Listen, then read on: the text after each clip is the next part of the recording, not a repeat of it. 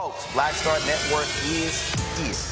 Hold no punches. I'm real revolutionary right now. Support this man, Black Media. He makes sure that our stories are told.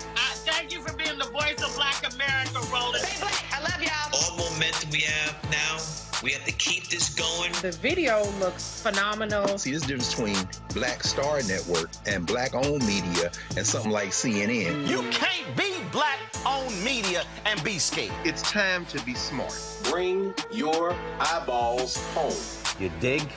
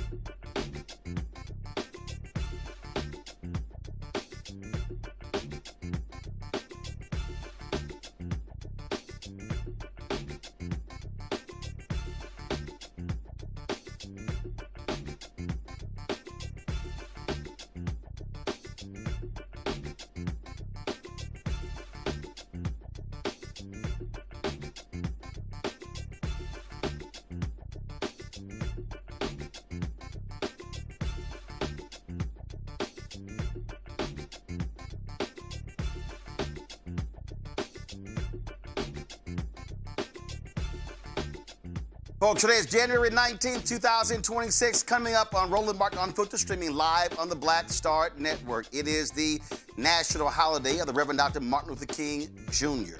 And as I always said, this day is not just about him. It's also about the entire Black freedom movement, civil rights movement, all of the people who made it possible for us to enjoy the rights that we have. And so we'll talk about that. We'll hear from a number of individuals who worked with Dr. King, walked with Dr. King, including Zenona Clayton, also Reverend Jesse Jackson Sr., Andrew Young, Juanita Abernathy. We'll hear from Reverend C.T. Vivian. Also, Congresswoman Eleanor Holmes Norton, the late Congressman John Lewis, Clarence Jones, who was Dr. King's attorney, Claiborne Carson, who runs the King Center in Stanford. All these folks, Dorothy Cotton, who was the only woman in the inner circle of Dr. King, all of these people we talked to over the last several years, sharing their thoughts and reflections on working with this 20th century giant. Also, folks, commemoration events took place today at the King Center in Atlanta. We'll show you some of that. We'll also show you what took place at the wreath-laying ceremony, where Maryland Senator Angela Alsobrooks spoke at the MLK Memorial. A lot of people are sharing their thoughts. Bomani Jones had a great commentary today regarding the life of Dr. King. And so much we want to talk about. We're also going to hear from the first African-American Attorney General for the Commonwealth of Virginia, Jay Jones. He'll join us, as well as House Democratic leader Hakeem Jeffries. Lots for us to talk about. It is time to bring the funk, King style, on Roland Martin Unfiltered on the Black Star Network. He's got it. Whatever the miss, he's on it. Whatever it is, he's got the scoop, the fact, the find. And when it breaks, he's right on time, and it's rolling. Best believe he's knowing. Putting it down from sports to news to politics. With entertainment just for kicks, he's rolling. It's on go, y'all. It's Roland Martin, yeah. Rolling with Roland now.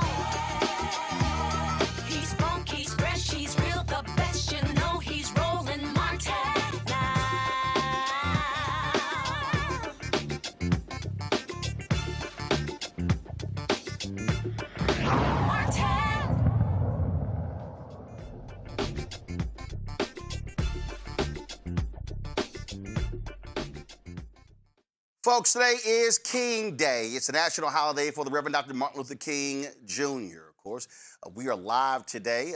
We focus on this particular day. It's not a day off for us because we want to be able to cover the issues that matter to us on this particular day. Events have been taking place all across the country, not just today, but also this weekend. I was in Dallas on Saturday night speaking to the city of Dallas's MLK Gala. On Thursday, it was in Columbus, Ohio as well. You can see both of those speeches on our Black Stud Network app, but also on our YouTube channel.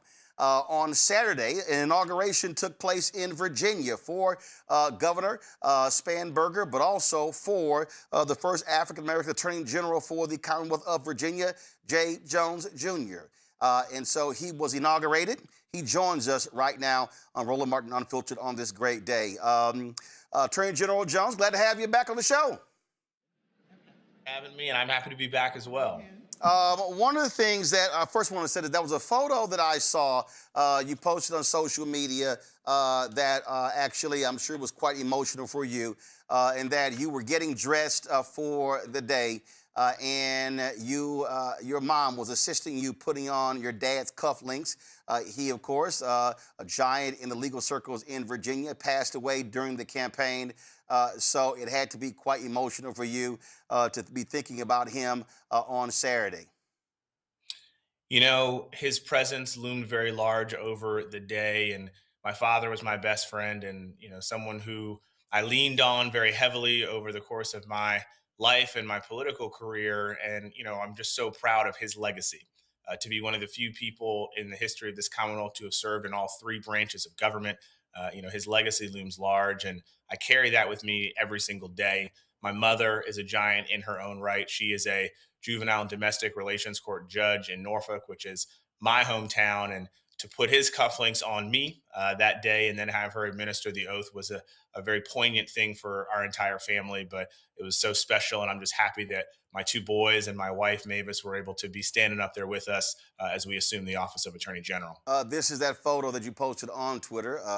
Anthony, go ahead and go to my iPad right here. And the reason I wanted to start with that, because your father, your mother, yourself committed to the law, and the reality is when we think about this day, think about King's Holiday, we have to think about, of course, the commitment to civil rights, and as he said, forcing America to hold true to what it put on paper. And so when you think about the 1964 Civil Rights Act, 1965 Voting Rights Act, the 1968 Civil Rights Act, which is the Fair Housing Act, and how all three of those today are under attack, as well as the legacy of Dr. King is also under attack from folks on the right. You know, look, it's a very, I think, poignant thing for Virginia to have me in this chair as the 49th Attorney General of this Commonwealth and the first Black person to hold this office. And I am coming to you tonight from the Barbara Johns building. That's our office building. And for those folks who do not know, Barbara Johns was a civil rights pioneer in her own right. She helped lead the school walkouts in Prince Edward County and helped eventually desegregate the schools here in Virginia and across this country.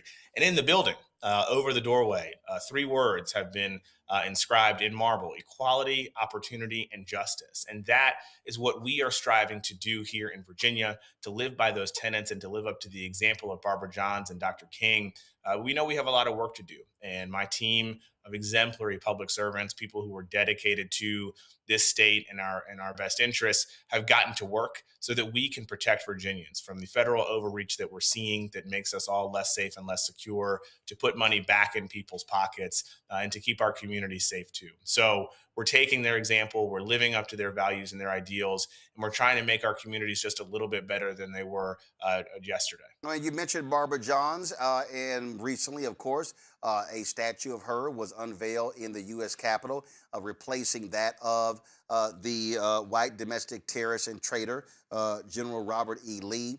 And what was so interesting, you had all of these folks, all of these right-wing folks who were just angry and upset with that. How dare they replace this well-known figure with this unknown woman? They were just trashy left and right. And it goes to show you, look, my book, White Fear, I talk about this, White Fear, how the browning of America is making white folks lose their minds. What you have today in this country are folks who want to go back. They do not want to see progress. They do not want to see the advancement of African Americans. They frankly want to see Jim Crow 2.0. You know, in Virginia, voters sent a very loud and resounding message in November. We elected our first female governor in the 407-year history of this Commonwealth. We elected our first Muslim woman statewide here in Virginia. I'm the first Black Attorney General. We have a Black House Speaker. The leadership in the Senate, led by Senator Louise Lucas, is a Black woman. You know, in Virginia, we're charting a new course, and we're trying to make sure that not only do our elected officials reflect our community, but that we are protecting people under the law and fighting against all of this chaos and craziness that's coming out of Washington. As I campaigned over the course of the fall, that is what I heard so much from people, that they are worried about how these policies are impacting their lives day to day, whether it be their pocketbooks, whether it be their communities, whether it be the education system. And that's what I think this new era in Virginia will usher in, are people who are dynamic and who are listening and who are being responsive to the needs of the people here in this state. And I hope that we can be a blueprint for folks across the country about how to be successful, but also how to govern. And we've gotten to work. We have joined lawsuits that are going to protect federal workers here in Virginia, going to protect our health care, and going to protect people's pocketbooks. And I look forward to working with other attorneys general from across the country to make people's lives better, to use the tools at our disposal to put money back in people's pocketbooks, and to really achieve these goals that we talked about over the course of the campaign in 2025. You're the first Black Attorney General of Virginia. Eric Holder was the first Black Attorney General of the United States, and he spoke today at the National Action Network breakfast in Washington, D.C., and he said this, and I'd love to get your thoughts on it. Now, the forces reshaping our country are testing not only our institutions, but our collective and individual capacity to defend the ideals of this nation. And these actions require from all of us, a clarity of purpose that is equal to the rising stakes. We are seeing a sustained effort to eradicate the Voting Rights Act. That is the crown jewel. That's the crown jewel of the civil rights movement and an essential part of Dr. King's legacy. We are witnessing the weaponization of the Department of Justice by the president and his lackeys to silence his critics and to intimidate voters. We're observing Gestapo tactics by federal immigration law enforcement in Minnesota, as well as around the country. You all remember the name Renee Good. You say her name. You say her name. We are experiencing unprecedented mid-decade gerrymandering attempts designed to disproportionately disenfranchise Black and brown voters as the president desperately clings to power like an insecure dictator. There is a concerted effort to resegregate America. But as dark as things may seem now, we must remember that every generation has been similarly tested. And each time, Americans faced really a critical question. Do we sit back and hope that help comes along, or do we stand together and fight for what we believe in? Now, I know the scale of what we're up against can seem overwhelming. State-sponsored attempts at oppression always appear that way. Think about Jim Clark. Think about Bull Connor. Think about Ross Barnett. Think about George Wallace. State attempts at oppression always appear overwhelming. And it's only human to hope for someone else to step in, to pray for a miracle, to pray for a savior, to look to the horizon, hoping to see the cavalry coming to the rescue. But here's the hard truth. There are no reinforcements on the way. There's no miraculous rescue that is coming. We are the cavalry. Attorney General Jones, I wanted to play that because you're replacing somebody, Republican, MAGA supporter, who did not defend civil rights. You had the president of the University of Virginia forced to resign over the issue of diversity, equity, inclusion. You had the Trump administration attacking the president of George Mason University. They forced out the first black superintendent at of course, the Military Institute there, VMI, in Virginia as well. You saw the undoing of civil rights, the lack of defense when it comes to voting rights. What do you make of what Attorney General Eric Holder said there? And I absolutely believe that, and we are the cavalry because these folks are in charge in Washington, the House, the Senate, and the White House, and we've got to be using everything that we can. And frankly, Democrat attorneys general have been leading that fight nationally. Well, look, Eric Holder has always been someone who I've looked up to and I've respected. You can see just over my shoulder that there's a picture of the two of us chatting a few years ago. And I think you have correctly identified the Democratic attorneys general are stepping up. This is a moment when people are looking toward attorneys general in particular to fight the federal overreach that we're seeing in Washington. All of the craziness and all of the chaos leaves people unsettled. People, frankly, are fearful. They're scared of what they're seeing coming out of the Capitol, and they're looking for states to fill the void. And that's exactly what I ran on last year in 2025. And I think that was validated with our resounding election victory. And I think that's why we did so well up and down the ballot here, because people in Virginia, in particular, because of our proximity to Washington, are looking for people to help, to uphold the rule of law, to protect our values, to protect our freedoms, to protect our institutions, and to protect our ideals. And that is what we're doing. That's why we hit the ground running, joining lawsuits, making sure that we are enacting our 30-day review of all existing litigation that my predecessor entered us into, to make sure that we are pursuing the interests and needs of the people of Virginia in this particular moment. And I look forward to working with attorneys general from across the country to make sure that we're doing that. We are stronger when we have greater numbers. I'm the 24th Democratic Attorney General. We hope to add to those ranks in 2026 because our livelihoods depend on it. And that's something that I continue to be committed to, and will use every tool at my disposal to make sure that we're protecting Virginians, protecting their rights, and living up to the dreams and ideals that Dr. King has talked about and that we've sort of dwelled on for a long time, because we draw strength from those words, right? This morning, I was in Petersburg. I was in a march with community members, and then we had a church service. And I was just so full of hope for these new days in Virginia, the sort of new era that ushered in on Saturday. And we're going to use all of our energy and all of our time and all of our resources to make sure that we're meeting the needs of people here in this Commonwealth right now. I'm not going to name the school. I know what it is. I know the HBCU. And I know also the PWIs. There have been schools in Virginia, state schools, that have been scared to death over the last year of even having black speakers talking about black history. They are afraid that the Trump administration is going to target them and pull the research funding.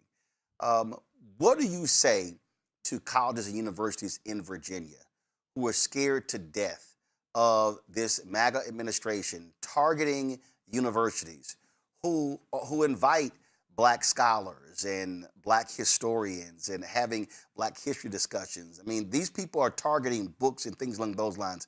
What do you say to them, how you are going to proceed as Attorney General to defend their interests against these attacks? Well, I think, at the outset, people in Virginia have been really, really disappointed and really scared by the way that the previous administration tried to politicize education, not just in the K-12 space, but in the higher ed space. Every person here in this Commonwealth is incredibly proud of our higher education institutions, whether they be public or private.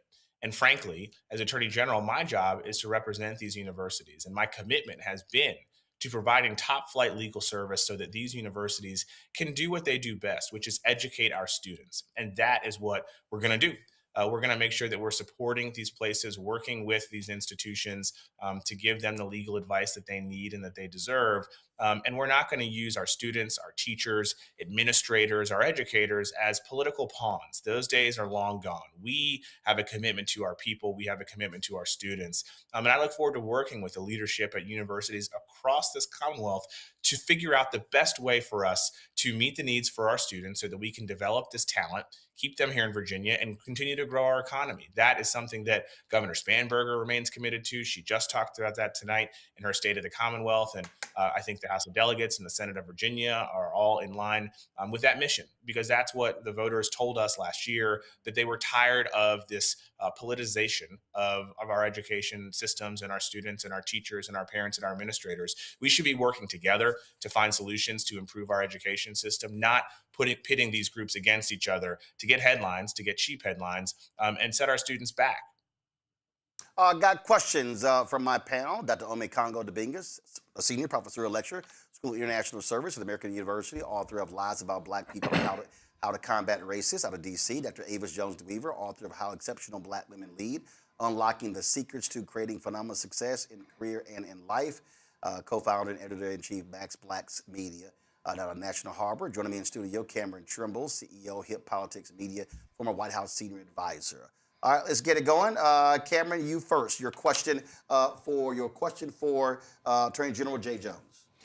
How are you doing, Attorney General? And congratulations again on being inaugurated.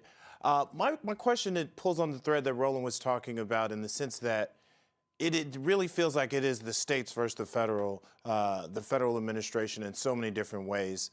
And with Virginia being right in the back door of Washington, D.C., I think so many eyes will be directly on your state and on your leadership, because Virginia, quite frankly, was a bellwether for what we think's to come in these upcoming elections. How do you plan to prioritize what battles you do get into with maybe some federal overreach or the Trump overreach from his administration? Well, thank you for your kind words about our inauguration. It was indeed historic and a very special moment for this Commonwealth. I will also note that this inauguration took place on Doug Wilder's 95th birthday, which I think is incredibly special as well. And, look, I think when I campaigned across the state last year, the overarching theme was that people were very scared and sick of what was coming out of Washington, these policies that were setting us back. It's exactly why we've joined several lawsuits already to protect Virginia's values and our interests. But I will be the first person to tell you that if there is a policy that is coming out of Washington that is good for Virginia, I'm ready to work with this administration. We just haven't seen anything come yet that's going to put us in a better place. In fact, everything is trying to take us backward or trample on our rights and our freedoms. And so anytime that those values or our values and those rights and those freedoms are threatened, we will be there with using every tool in our toolbox in this office to protect Virginians. That's what I was elected to do. I believe the most important thing and responsibility for any elected leader is to keep people safe and keep your community safe. And whether that takes the form of a lawsuit, of an investigation, we're going to do that. We have a really talented team of people that we have brought in who are exceptional public servants, who are top flight lawyers, who are ready to get this office back on track and really fight for Virginia instead of letting Donald Trump run roughshod over us. They soundly rejected that at the polls in November, and we have a job to do, and we have promises to deliver on, and I'm excited to do that. Avis Jones-DeWeaver. Once again, also congratulations, Attorney General. So I know you all should be very proud. As a Virginia native, I know I'm very proud that the Virginia has now been reclaimed with people who have common sense and greatly adept at what you do. So my question for you, though, tonight is that it's really no secret that this administration has been targeting democratically run states. So one might anticipate that if not today, if not tomorrow, there may be a point in which Virginia might be specifically targeted by this administration.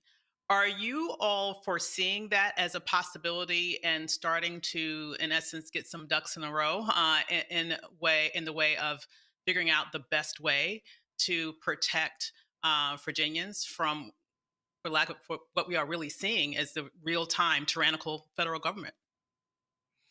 Well, we had a really, really talented transition team who spent 2 months between Election Day and Saturday getting ready for us to take office. And one of the things that we focused in on was not just the affirmative litigation that we know is out there from other Democratic attorneys general, across the country, but the defensive litigation that may come out of the attacks that we're seeing from Washington. We collaborate very closely with our federal delegation, which thankfully is a majority Democratic with 2 Democratic United States senators and several wonderful members of Congress like my Congressman Bobby Scott and Jennifer McClellan. And so we stay in very close communication so that we can be apprised of things that they may see or hear that are coming down the line. But we are very prepared to fend off any of those potential attacks, to put Virginia first. I think what you saw over the course of the last 4 years with my predecessor was that he would rather serve Donald Trump than serve the people of Virginia. My job as Attorney General and my fiduciary duty runs to the people here.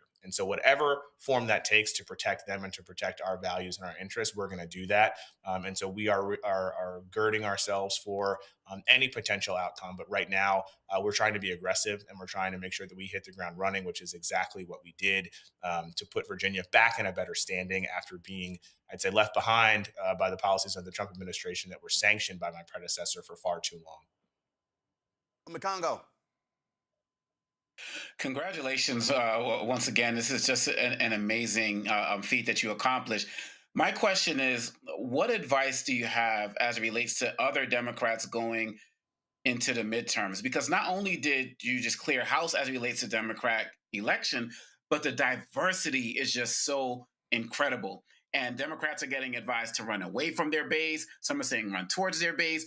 What would you advise to Democrats across this nation? We know every state and counties are different, but what was your recipe for success that you would advise them going forward? Well, thank you for your words of congratulations. It does mean a lot to me. And look, I'll say this. In Virginia, people are obviously very scared of Donald Trump and the policies that were coming out of Washington. But what I think was also very important for us as Democrats is that we had an affirmative message. We talked about the things that our voters were talking to us about, and we were listening. We kept our ears open and our mouths closed, and they talked about affordability. And that's exactly why we talked about how we could use this office to put money back in people's pockets. My career as an assistant attorney general and focusing on consumer protection, I think lended itself to that moment and to this moment where we can use this office to be dynamic and find ways to help people out when they're suffering economically, to keep our communities safe, and to make sure that we're defending Virginia. I think, the president certainly is a presence that looms large in electoral politics right now, but we've got to go one step further, which is to be solutions oriented and mission driven. And that really doesn't have any sort of specific recipe. It depends on where you are. It depends on what state you're running in. It depends on what community you live in. But when you bring those ideas and those solutions to the voters, I think they will validate you. And that's exactly what happened in Virginia, where, again, we made history. We have our first female governor. We have our first Muslim elected statewide here in Virginia. I'm the first Black attorney general in the 407-year history of this Commonwealth. And we have a majority in the House of Delegates that has grown from a 2-seat majority to a 14-seat majority. So, I think we can really be a model for folks across the country, but I don't want folks to lose sight of the fact that they've got to go into those communities, they've got to listen and really be those solutions-oriented candidates to say, okay, yes, we oppose Donald Trump and bad policies, but we also have ideas for how to fix that. Black Star Network anchor Brittany Noble, your question for Attorney General Jay Jones. Well, congratulations on your first day in office. I want to know more about some of your priorities, some of those top priorities, and then what can Virginia do to support you? Well, thank you for your kind words. And, we were able to hit the ground running at 12:01 on Saturday, joining lawsuits that are going to protect our federal workers from those illegal mass layoffs last year, that are going to protect people's pocketbooks by joining the lawsuit that was trying to dismantle the CFPB, and joining lawsuits that are going to protect healthcare and education here too. Virginia was put in a bad spot because the president was basically doing whatever he wanted to harm Virginia citizens because he had an attorney general who was going to do whatever he said. That's not the case now. There is a real opportunity for us to get Virginia back in the game, to be a leader in this space as well. And I'm looking forward to doing that. Like I said, we've assembled a really diverse group of people and talented individuals who are ready to help. And that's something that I think Virginia should be very proud of. We're going to continue to focus on protecting against federal overreach. We're also going to continue to focus on keeping costs low, making Virginia more affordable, finding every possible way to root out waste, fraud, and abuse, and to make sure that we keep our communities safe. Those are the things that voters talked about over and over and over again, and we listened. And so now we've got to put those campaign promises into practice, and we've already done that. And there's more to come, which I'm very, very proud of and very excited about. Hopefully people in Virginia will continue to share their concerns with us. We are here to listen, and I want them to know that we will be meeting them where they are. We're not just going to sit up here in Richmond and keep to ourselves. We're going to be out in the communities, rolling up our sleeves, making sure that we're finding ways to be dynamic and to use this office to take on challenges that they see. And it doesn't matter if you live in Norfolk, if you live in Southwest Virginia, if you live in the Shenandoah Valley or Southside or Northern Virginia, our office is here to help. And we will be there. We will be present. We will be visible. And hopefully it's something that Virginians can finally be proud of. All right. Virginia Attorney General Jay Jones Jr., I certainly appreciate it. Thanks a bunch. Thank you very much. I'll see you guys next time. Indeed. All right, folks, got to go to a break. We come back. We'll hear from Bernice King, Martin Luther King III, talking this day on the federal holiday of their father, Reverend Dr. Martin Luther King Jr. You're watching Roland Martin Unfiltered right here on the Black Star Network.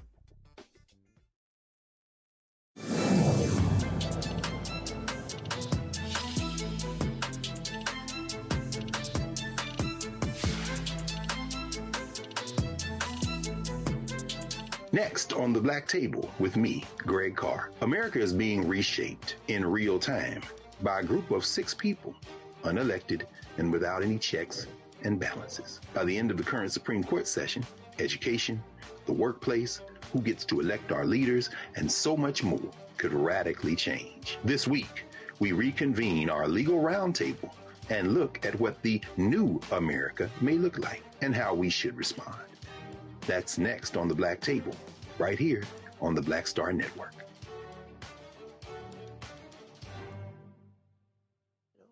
So Martin Luther King. Now,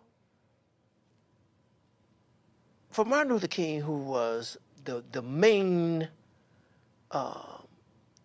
warrior for the black people, as far as I'm concerned at that time, you know,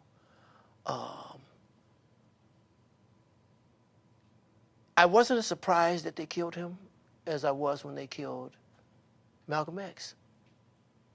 You know what I mean? I wasn't as surprised because Martin was into a lot of stuff that a lot of people, bigots, hated. Mm-hmm. He was a marked man. I didn't expect it. I was hoping that it would never come to that, you know what I mean? But it did not surprise me because of who he was and what he was doing, you know. Horrible day. Horrible, just, oh man, here we go again.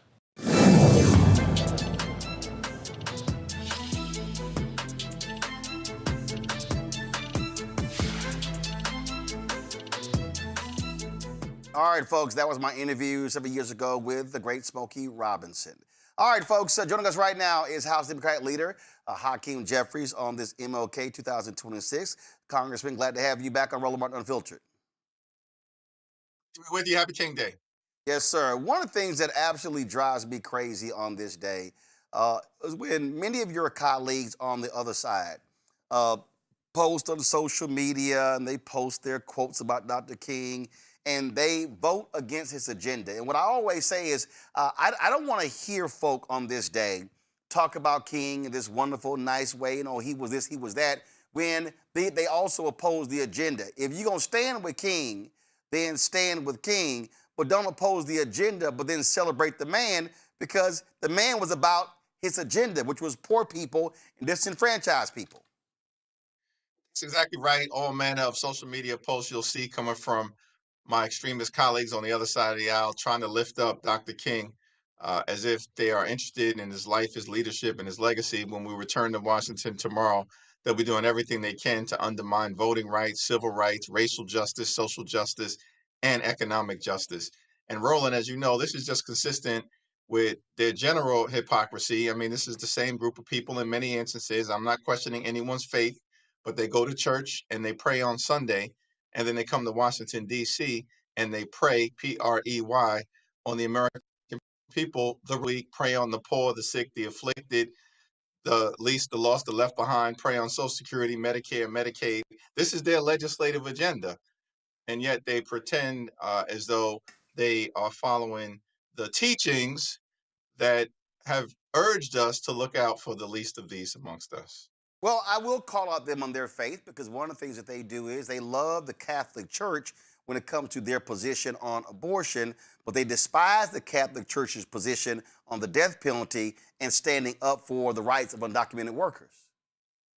I think there's no doubt about that, and we see this in so many different areas. Listen, as Jim Clyburn says, he's a Matthew 25 and 35 Christian, and that's what our faith teaches us. I grew up in the Cornerstone Baptist Church, and we're going to continue. Dr. King, of course, was a great civil rights hero and leader. He was a Baptist preacher, and it was his faith that drove sort of the mission that he led the country on, which was incredibly successful. But now we know that that mission is under full and complete assault by Donald Trump and his henchmen. And we're going to have to do all we can to fight through the trials, the tribulations, and the turbulence so we can come out stronger as a country on the other side. I have said since the inauguration that we have a massive effort going on when it comes to MAGA to defund Black America. They are attacking academics, they're attacking health, they're attacking nonprofits, they're attacking the economic infrastructure, they're attacking the civil rights infrastructure. This Louisiana-Cali decision could wipe out 1/3 of the Congressional Black Caucus. It could take out numerous Black state senators, state representatives, county commissioners, city councilmen, school board members all across the South. And the Republican Party, that's what they want. They are afraid of Black political power, and they are attacking all of this because they want, frankly, Jim Crow 2.0.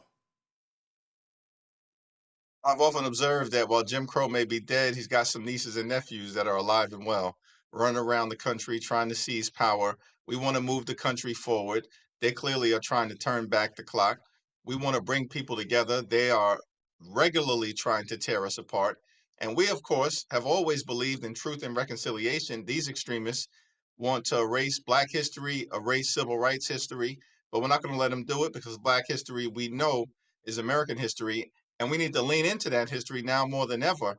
The lessons that we learned from Dr. King, from John Lewis, from Fannie Lou Hamer, from Rosa Parks and others, they showed up, they stood up, they spoke up for what they knew was right to try to make this country the best version of herself. They had the character, the courage, and the conviction to face down Jim Crow, vicious racism, and authoritarianism in the Deep South.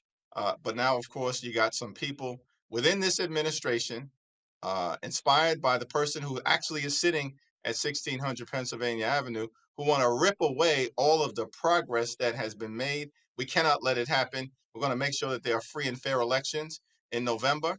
And because there will be free and fair elections in November, we're going to make sure we take back control of the House of Representatives. Well, Donald Trump the other day said that the Civil Rights Act was hurtful to whites in this country. I gave a speech to the city of Dallas MLK Gala on Saturday, and I made this statement. Anthony, go to my iPad, and there's a guy who's running for Congress, last name Zishan. He actually posted this on his social media, and I said, are you going to stand with Dr. King, or are you going to stand with someone that wants to be a king?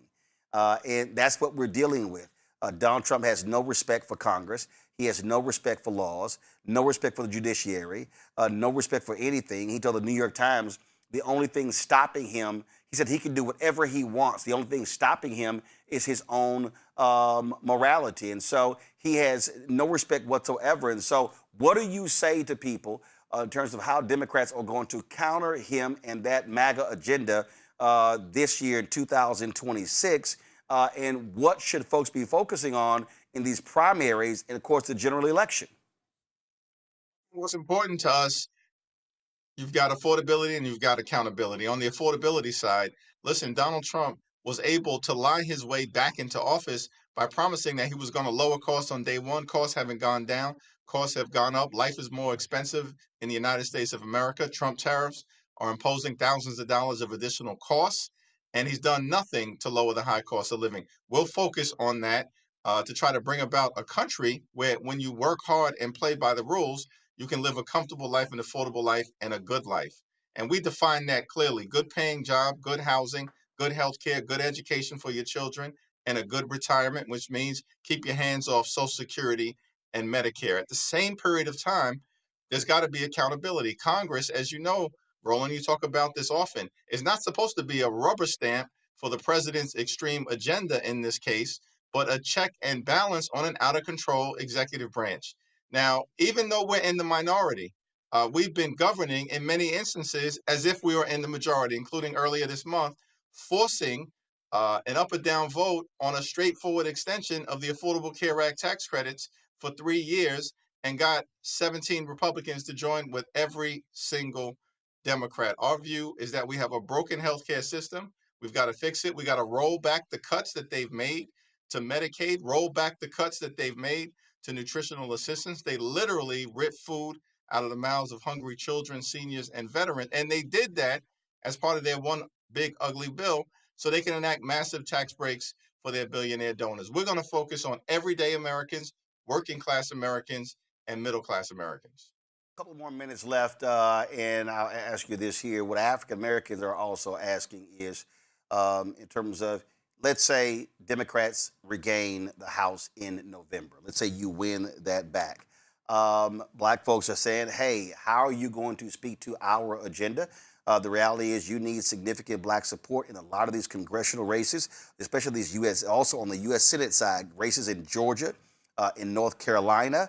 You got race in Texas as well. And so what do you say to them of what that's going to look like, what that agenda is going to look like? Because what we continue to hear from people is they say, hey, Democrats want black folks to show up, but Democrats got to show up for black folks.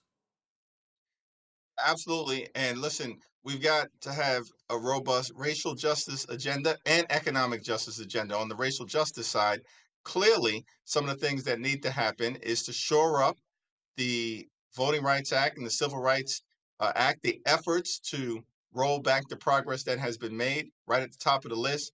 On that side of the agenda, of course, will be passing the John Robert Lewis Voting Rights Enhancement and Advancement Act, which is designed to address what the Supreme Court already did back in 2013 when they struck a blow against Section 5. And we've got to watch what the Supreme Court may try to do in the Louisiana case. We expect to hear from them over the next couple of months, but we are prepared to respond decisively, particularly when we get the gavels back. On the economic justice side, I think there are really 3 areas where we have to lean in on behalf of Black America, Brown America, communities of color, but certainly within the African American community. That's entrepreneurship, that's homeownership, and that's access to capital. We know that the 1963 March on Washington, its full name was the March on Washington for Jobs and Freedom. It was about both civil rights, of course, eventually voting rights in terms of the 1965 Voting Rights Act, but also an economic justice agenda. And we've never been able to fully bring that to life. And in order to do it, we've got to ensure that our communities can be successful economically and self-dependent on the community as opposed to being reliant on anyone else. And that's something that we'll strive to accomplish, build upon with an aggressive agenda in that economic justice space. Last question for you. As I said, I gave the speech in Dallas on Saturday night. While there, I dropped by Friendship West Baptist Church, where Reverend Frederick Haynes III is the pastor. They had an MLK teach-in. Anthony, go to my iPad. They had an MLK teach-in. They're planning this Freedom Summer there. They're planning to really focus on voter mobilization. That's also the church where one of your House members goes, Congresswoman Jasmine Crockett. She was in Marshall, Texas over the weekend. Do you plan to endorse in that Democratic primary her race, but also the congressional race that Freddie Haynes is in? I generally don't get involved in open seat primaries, certainly in the context of House races, but I know the Reverend Dr. Freddie Haynes well. He'll be an amazing member of Congress. I've been to Friendship Baptist Church events, grew up in the Cornerstone Baptist Church, as I mentioned, and Freddie Haynes used to come preach revival every single year in Brooklyn when Harry Starks Wright was my pastor. And so I look forward to serving with the Reverend Dr. Freddie Haynes. He'll be an amazing member of Congress. And as it relates to Jasmine, No one should underestimate her. She's running hard, and I think she brings a lot to the table. And I support all of my colleagues in the House Democratic Caucus, and will do anything that I can do to help her be successful in this primary. And if she makes it through the primary, of course, in the general election. So I just want to be clear. So you're endorsing Freddie Haynes and Jasmine Crockett? Well, I haven't formally gotten involved in any of those races. I'll defer to Freddie Haynes and Jasmine Crockett as to the appropriate way for me to weigh in. I'll leave it to the candidates in that regard. I don't want to preempt anything that may be forthcoming, but I think the positive feelings that I have for both speaks for itself. All right, then. So as a Texas voter and somebody who actually votes, I'm a constituent of Congressman Jasmine Crockett. I'll be waiting to see how that happens. All right, Congressman Jeffries, we appreciate it. And to Scott Bolden, if he's watching, I keep telling him, I don't mind Kappas coming on my show. I have grace and mercy. I have grace and mercy. I appreciate you. You're a good alpha brother. I appreciate it. Thanks a lot. Okay, man. All right, then, folks, let's get back. Got my panel here. I've got Cameron. I've got Avis Omekongo as well. So I want to start with this one here, and I'll start with you, Omekongo. I played that soundbite from Attorney General Eric Holder. We spoke today at the NAN breakfast. And two things. The reality is we need people to understand that there is indeed an absolute effort to resegregate Black America. But I need folk to understand that this is not about bringing back separate water fountains. This is not about saying, oh no, you can't live here. What we do have to understand is there is an absolute effort to undermine every single civil right that we have fought for, whether it's the 3 Reconstruction Amendments by the radical Republicans in the wake of slavery, whether it is the 1866 Civil Rights Act, we know the 1875 Civil Rights Act, which of course was later overturned in 1883 by the Supreme Court, the 1957 Civil Rights Act, and then the 64, 65, and 68 as well. And so the attack is all about attacking the Black infrastructure, civil rights, economic, again, academic, health, you name it. That is what they are trying to do. Yeah, and if people don't get it now, I don't know at what point they actually will get it. I mean, 1 year into Trump, what statistic for the Black community is better? Whether we're talking about employment, whether we're talking about health outcomes, I mean, maybe the number of applications to HBCUs, but outside of that, everything is declining. And people should now be seeing that their community is going to be affected in every way, shape, or form. Whether we're talking about law enforcement, you're talking about with Attorney General Jones about schools and diversity and so on and so forth. And look what's happening in our schools as well. Every aspect of our community is being attacked. And people need to be at this point now, especially watching what's going on in Minneapolis with ICE. We have to get out of this mindset of, I'm only going to care when something comes to me. I'm only going to care when something hits me. Because if your community is being hit, then you're being hit as well. And we need a multi-pronged approach in order to be able to fight this. Because Donald Trump literally said, I am against the Civil Rights Act. They made white people bad. They couldn't get jobs. And all of this was lies.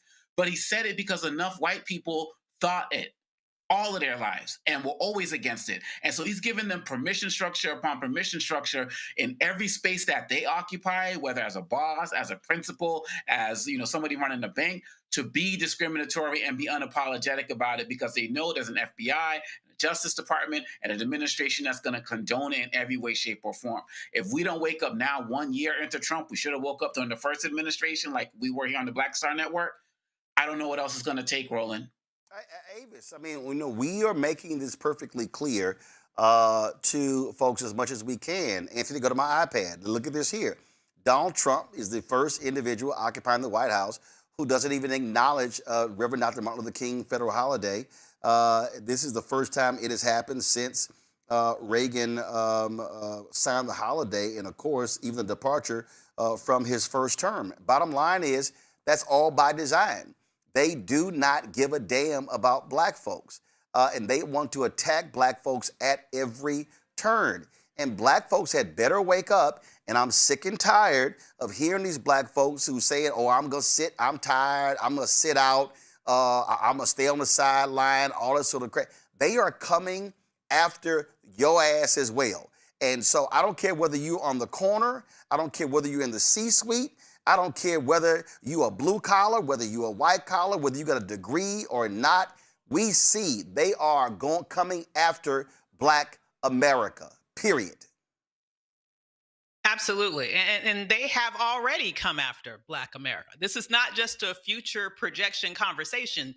You are one of the few spaces, Roland, you have one of the few spaces that have shared in real time all of the actions that this administration has already taken to rip away our civil rights infrastructure. In fact, what I find very interesting, we're hearing about the anniversary of unfortunately, his first day in office in terms of his inauguration, and we were at the top of the list of who he was looking to attack.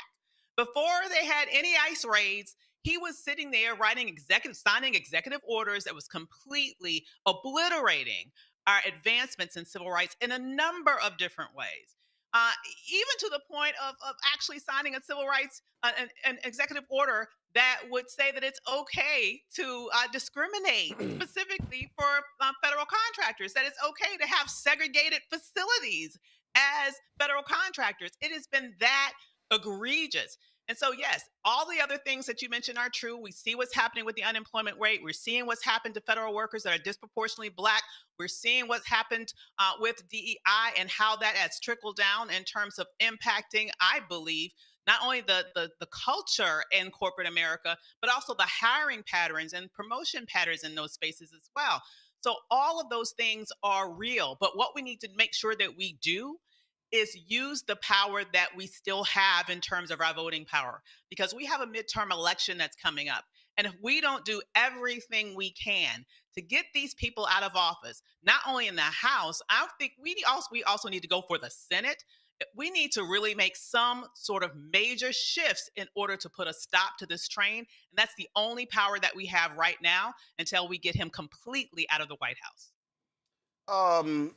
Cameron, and let me be, this is not self-serving what I'm about to say. When I look at right now, and I'm always appreciative of the folks who watch our show. 1,500 folks live, we know it's a holiday. A lot of days we have 2,000, 2,500, 3,000, or even higher, 4,000. But here's the thing that I'm always talking about. When it's a sports topic on some shows, you go to some of these YouTube channels, it's 30, 35, 40,000 folks who are watching live. When I look at the comments on certain stuff, on certain posts on Instagram and others, I'm seeing 40, 50, 100,000, 200,000 likes. I'm seeing 8, 10, 20,000 comments. And what I'm saying that what's going on right now, that Black folks had better be flocking to Black news and information sources, because these folks are going to look up and say, oh my God, what the hell happened? And the last year, I mean, it's what, so tomorrow is 1 year since the inauguration. I mean, we've seen the wipeout of billions of dollars. We have seen the wipeout and the attacks on numerous laws and executive orders. And I'm seeing Black folks walking around clueless and going, oh my God, I didn't know those things were happening. I'm like, yeah, because you watching the wrong shit. Millennials, Gen Z, Gen Alpha better realize that what they are trying to do, they are trying to wipe out a future for millennials, Gen Z, and Gen Alpha if you Black. I agree, Roland. And there's two stats that I wanted to bring up to kind of address that. Just today, Axios put out an article around how Gen Z is not being taught and being disconnected from the civil rights era, because more than half of the states don't even require you to teach about civil rights. So there is a whole generation that is coming up that won't even appreciate and understand what's happening with civil rights, won't appreciate, understand what's happening with Martin Luther King Day in those tenets. And so that is a generation that is coming up, and there's just uneven education there. And then the second thing is like the media landscape. I know you mentioned in terms of You just had like that Drewski skit that went crazy talking about black pastors. That gets hundreds of millions of views because there's some comedy in it and social commentary. People are talking all about that. But when things that are actually affecting the community, you don't see the same kind of reverberation and reaction videos and things to that nature.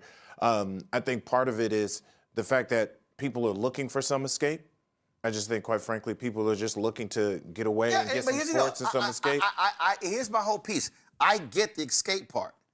But what I need them to understand is that what's going on while they are escaping, the other side is literally obliterating. And you can escape for this moment, but then when you bring your ass back, you're going to be like, Armageddon happened. What happened? Because you were busy escaping. But then also you got to look at the coverage and the way we get information right now. It has to be so much more intentional. Because when you've got CBS News essentially co-opted with the LSN, you got some of these different. Okay, but it is intentional. But the people who are being most impacted, they've got to be intentional. And all I'm saying is I need folk to realize that what they are trying to do today is to impact Black America for the next minimum 50 years. If you're a 20-year-old today, they want your ass jacked up minimum till when you're 70. See, so I need people to understand, this ain't about, oh, this thing could change in the next election. No. This is Project 2025 and Project 2026 and Project 2027 is about enacting an agenda that is going to absolutely curtail and derail Black America for minimum the next 50 years. That's what they're trying to do. And I just think there are a lot of people who are Gen X, Millennial, Gen Z, Gen Alpha, who don't realize what is really happening right now. And I think what we got to do is we got to simplify it for people. Unfortunately, I wish people could get more information and be able to handle some of that. But the public has often been able to focus on one or two topics. And we've got to, I think we just got to simplify it here on your network and other places of like, this is what you have to lose, and not just at a large state. We always say Black people are being set back. But what does that actually look like in a money sense? What does that actually look like in a job sense? What does that actually look like in a policing sense? And then kind of what's going on in Minnesota and things of that nature. When it's brought to our doorstep, we saw how we reacted with George Floyd. I'm not wishing on any of those types of things to happen, but I think that kind of stark contrast, that kind of real shock, violence, those types of things are what wake us up. Well, I tell you what, you can't holler be woke, and then you need something else to wake you up, and that to me, Omekongo, is really what folk have to understand. And again, I'm saying the onus is on everybody. I'm saying that if you're a Gen X and you've got children and you've got grandchildren and you've got nieces and nephews, you need to be saying, where are you getting your information from? And if they say TikTok and Instagram, well, who are you following on TikTok and Instagram? If you getting your shows from certain radio shows, well, what's the radio show? What are they actually talking about? What are they feeding you? Because what we are dealing with right now, is a very surgical attack on Black America. And I'm telling you right now, it can't just be baby boomers and some Gen X who gets it. Black folks had realized, and when people say, oh man, you know, that voting stuff, guess what? The reality is, when you do vote, there is one way where you can knock these folks out, is to throw them out. And that only can happen at the ballot box. Look, we can show up to as many protests as possible as people want, but as Baird Rustin said, he said, you know, we protested because we didn't have the right to vote. When you have the right to vote, you don't need to protest because your vote is your protest. And so many of us are disconnected from that. And that's why so many people stayed home. And what you talked about with the information sources is also important because, going to what Cameron said and what you said last week, Roland Martin, is really, I've been posting about this. You're saying they turned Dr. King into a bobblehead, right? You have the people who know about the civil rights movement because they lived through it. You got guys like me who were born after it, who got the diluted version of Dr. King, the I Have a Dream, never, play the other parts of the mountaintop speech like you talk about, that talks about everything else. And now, as Cameron's point, you got this new generation that is getting nothing. Even in the states where it's allowed to be taught, they're still not getting enough. And so that is why it is important for all of us to do exactly what you said. Fine, you're going to follow this guy on TikTok, but you got to follow Black Star Network or any other outlet that's on these spaces.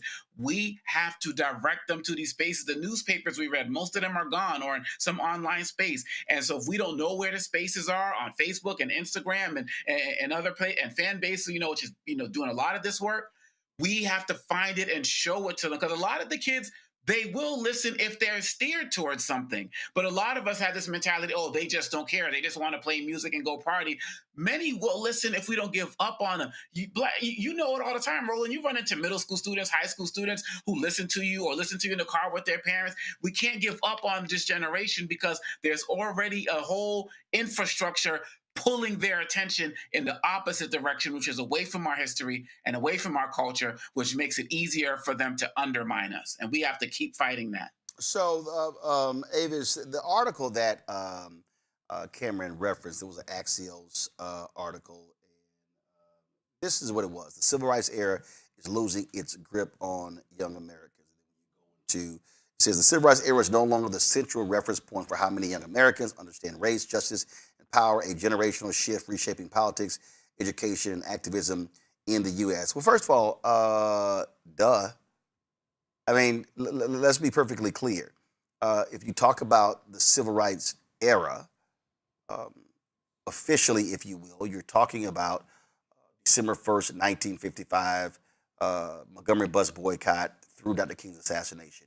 Could bring it back a year, Brown versus Board of Education decision. So that's 1954, including also August 28th, 1955, the heinous lynching of Emmett Till. So you could say Brown versus Board of Education in 54, going through 68. That's, of course, 14 years. But when we talk about today, and this is where, again, these white media outlets don't seem to understand. They want to skip over Jenna Six. They want to skip over Trayvon Martin. They want to skip over Michael Brown, John Crawford III. They want to skip over Eric Garner.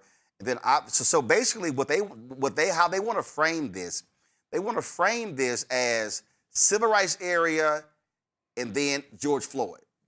No, it was a lot of things. I mean, if you talk about, I got an interview coming out with Elliot Williams talking about the Bernie Getz shooting.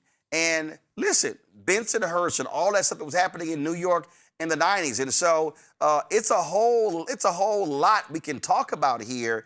And so that's the problem, the reference point, how you talk about all of these issues. And so my deal is, if I'm talking to millennials, Gen Z, Gen Alpha, I'm including these things that have happened, not just 54 to 68, but 68 to 80, 80 to 90, 90 to the 2000s, and now present day. I think that's absolutely true. Here's what we have to remind. We have to remember that these people don't have our best interests at heart. Okay, there's a reason why they pulled our history out of public schools all across the nation in way too many states. And it is because they do not want our children to know that history. They do not want their children to know that history.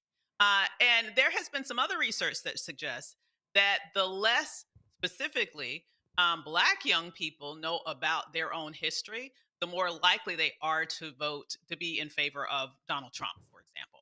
So, when we are detached from our roots, we are very easily swayed. We're very easily brainwashed. We're very easily sort of manipulated as a tool to be used for our own destruction. That's number one. Number two, I think it's very important that Black people then understanding that take up the mantle to be able to organize to teach our own children.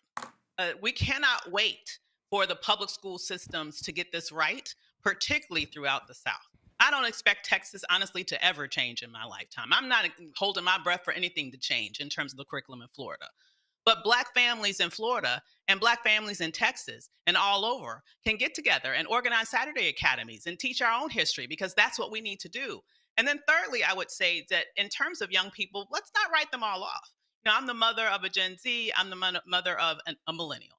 And if anything, my Gen Z is even that much more radical than my millennial, though both of them have sense and they understand the threat of this administration.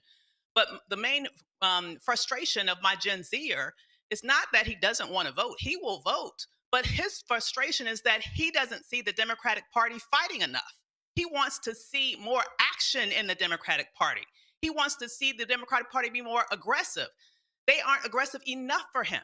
And so I believe that if the Democratic Party were more aggressive, would show some heft and some fight in their spirit, they would naturally attract young people. I don't believe that most young people don't care about politics. I don't think that they are inspired to really support candidates who they don't believe will fight for them. Many of them will do it anyway, like my son, but he does it, I will tell you, holding his nose because he wants more fighters. And if he finds someone that will inspire him in that way, he will come out and vote. And it's not just him. If you look at the Mamdani election, when you saw the overrepresentation of young people voting, it is because, I believe, not just because of this issue of affordability. I think it was also because they saw a fighter in him. And that's something that the Democratic Party needs to replicate writ large. But here's the thing, Cameron, first of all, I absolutely agree with what Ava says there. But this is the piece, to me, that is always critical. I always talk about what the nuance is. And the nuance always is, and I've had to deal with this with people, where I'll explain, if you want something to change on a school board, remember, if there are nine people and you vote for one, you need 4 more votes. You need at least 5. If it's the city council, depending upon the size of the city council, you need the majority.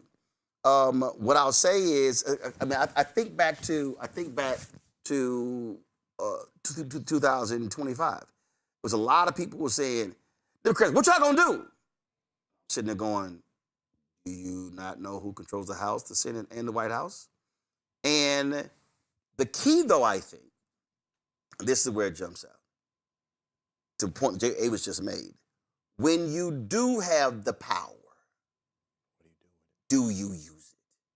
I think what we are witnessing now, where you have, is Donald Trump a thug? Yes. Does Donald Trump not believe in morals, values, principles, ethics? Yes. But what you are seeing is a Republican Party that says, damn all lines, damn all speed bumps. You don't hear them saying, oh, we can't do that. And so what I'm hearing people say is, Democrats, if your ass get the White House back, go to the mat.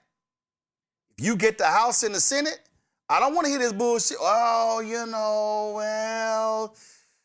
we can't do that. We can't.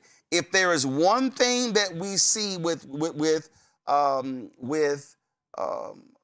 Republicans holding power, is that they use power. They wield power.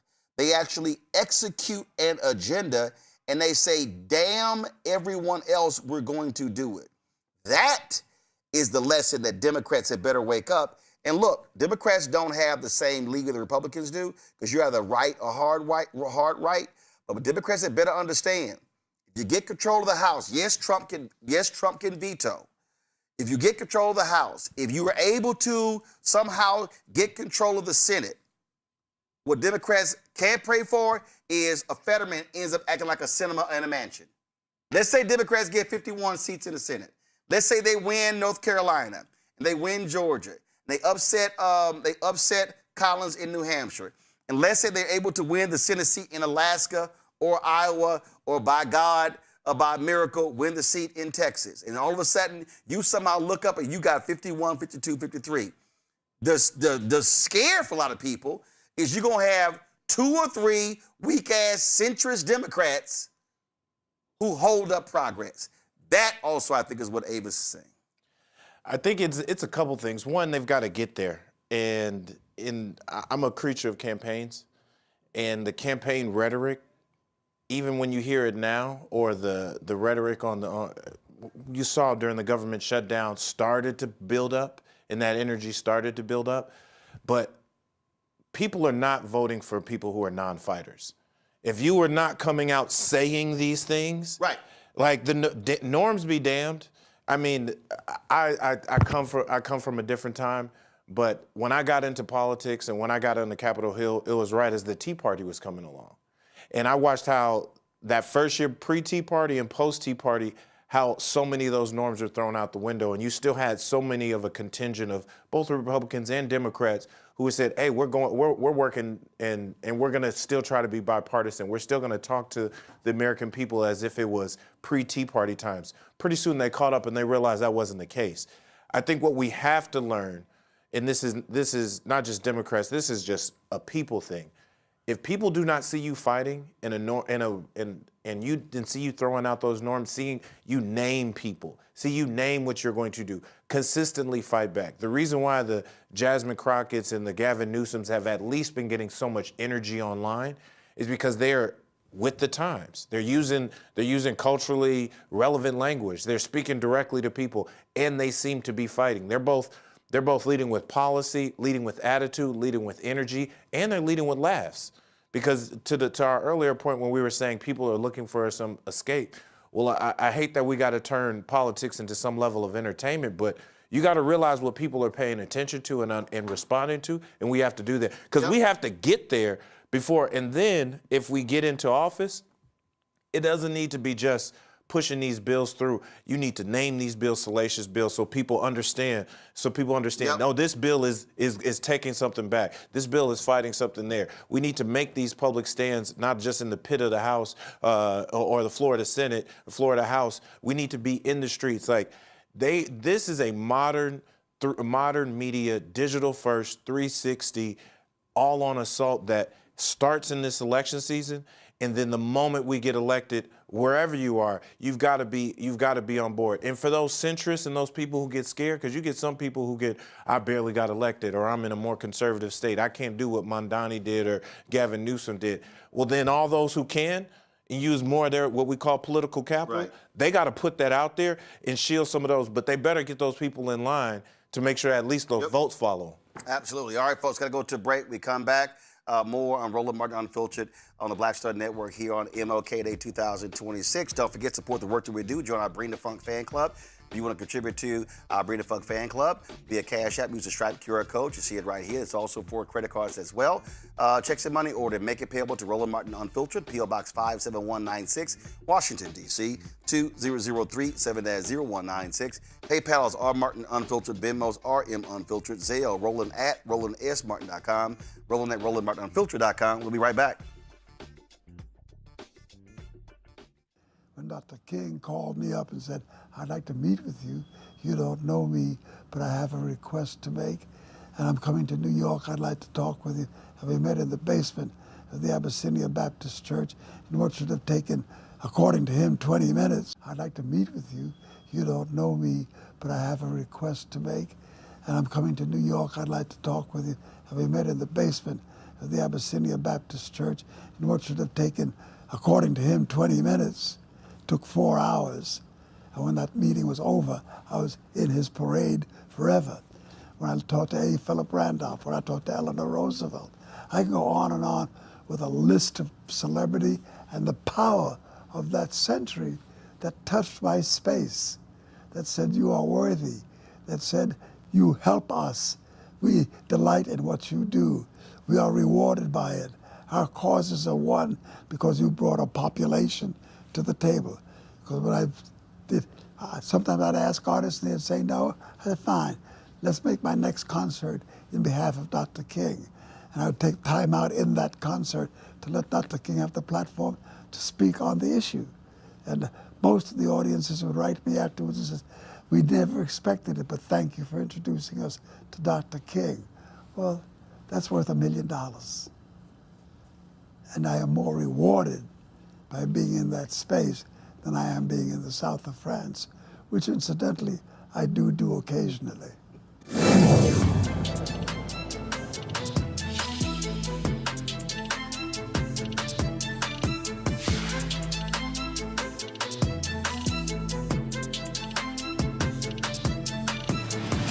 Said the quiet part out loud.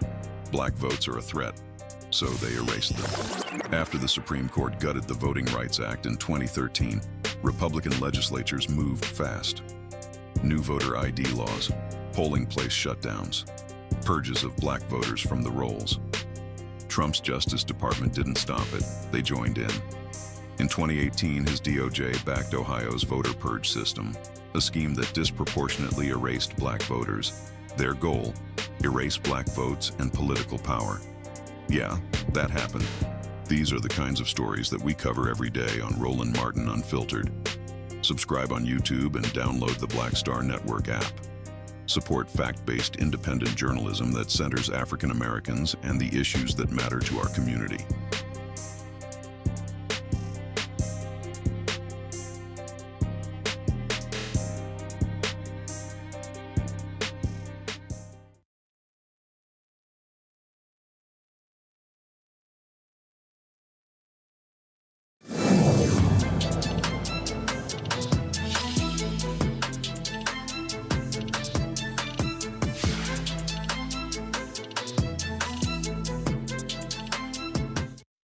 Myself refraining from going to Memphis for a long time. It's just, and I don't like to go to Memphis now. Matter of fact, I go because Memphis has a new meaning to me now. You see, the King, to me, Atlanta was Bethlehem. He had nothing to do with Bethlehem where he was born, and Mason Temple really was Gethsemane, mountaintop, and the balcony was Calvary.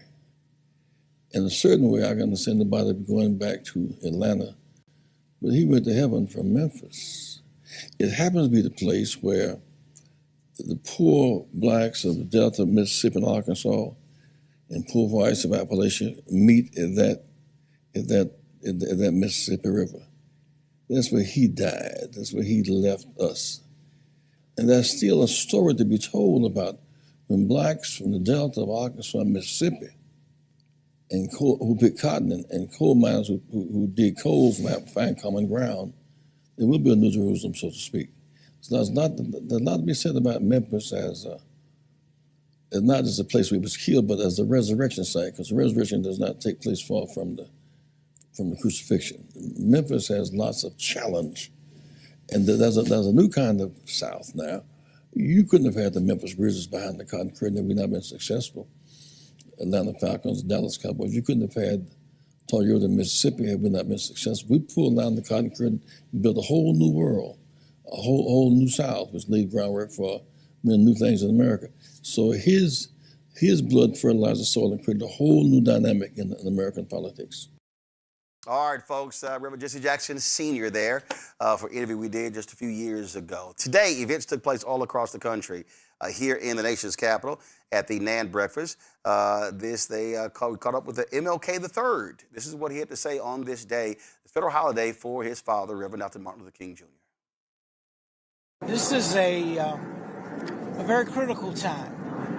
I would like to be able to say that we had achieved the dream that my father envisioned and shared for the nation, my father, I should say, and mother. Unfortunately, that is just not true. It does not mean that we cannot. There still is great potential in our nation, in our communities. There's great potential all over. And what I hope people can find is again, I said earlier, out of the mountain of despair, you got to find a stone of hope so that we can lift people. This is a time of lifting. it's challenging in this nation and in this world where we are at odds from a war standpoint, potentially from a war standpoint, where we're at odds because of immigration. That is an issue that should be resolved, but it's how we've chosen to resolve it, which is the challenge. At a time when medical prices are going up, people have to decide if I'm going to pay for health care, if I'm going to pay for food. What I do know is no matter how difficult it is, and God knows it's difficult for a lot of people, that we got to hold on because it can get better. My dad, my mom, my family, hopefully we are showing the nation that endurance overcomes. I mean, there was no Civil Rights Act before 1964. There was no Voting Rights Act before 1965. There was no fair housing legislation before 1968. But because my dad and his team and many of us around our nation endured, today those things are barely in place, although there are some who are trying to turn the clock back. We cannot allow that. It is, the government is supposed to be for the people, we the people. When we the people stand up, and I must add in nonviolence, Dad's model showed that we can overcome. Folks, Maryland Senator Angela Alsobrooks, first of all, he was speaking there at the MLK Memorial. The MLK Memorial Foundation, the Memorial Foundation, they have an annual wreath-laying ceremony there, and we, of course, stream that live. Here is Maryland Senator Angela Alsobrooks, who was the keynote speaker there. We must fight even harder to protect what is right.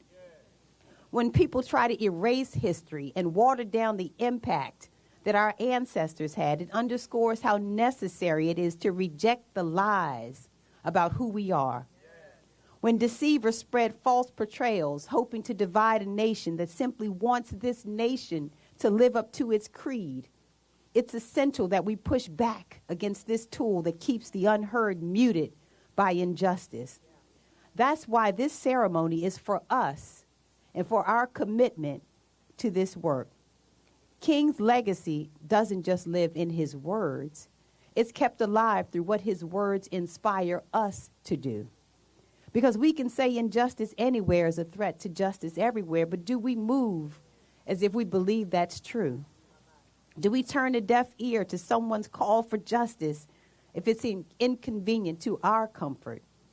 Do we settle for a society with violence and substandard living conditions in neighborhoods? Do we ignore the persistent economic inequality in our nation? Or do we fight for an economy that's equitable and provides opportunity for all Americans? Are we satisfied with a legal system that can be weaponized against the least of us? Or do we keep fighting for a system that treats everyone fairly? Do we relax in the knowledge that our own rights aren't being suppressed?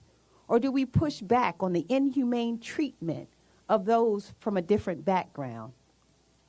Dr. King's words endure, but sadly, so do some of the threats to justice that he fought against. Even now, there are people being targeted and terrorized for answering the call for justice. It's a solemn reminder that there's still more work to do. But it's also our motivation, because somewhere, someone is still holding hope that help is on the way. The call for justice still stands, so the work of this movement still lives on. No abuse of power can kill it. No assault on democracy can suppress it. And it's on us to carry it forward. Carved into this very monument, there's a quote that I love from Dr. King's Nobel Peace Prize acceptance speech that says, "I believe that unarmed truth and unconditional love will have the final word in reality.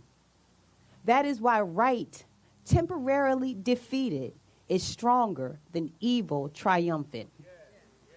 That strong faith of Dr. King reminds me, I think, of the most important memory we have of all of him. And that is that he was a minister of the gospel of Jesus Christ. It was at his core and his memory brings to mind the old spiritual beams of heaven as I go. Harder yet may be the fight.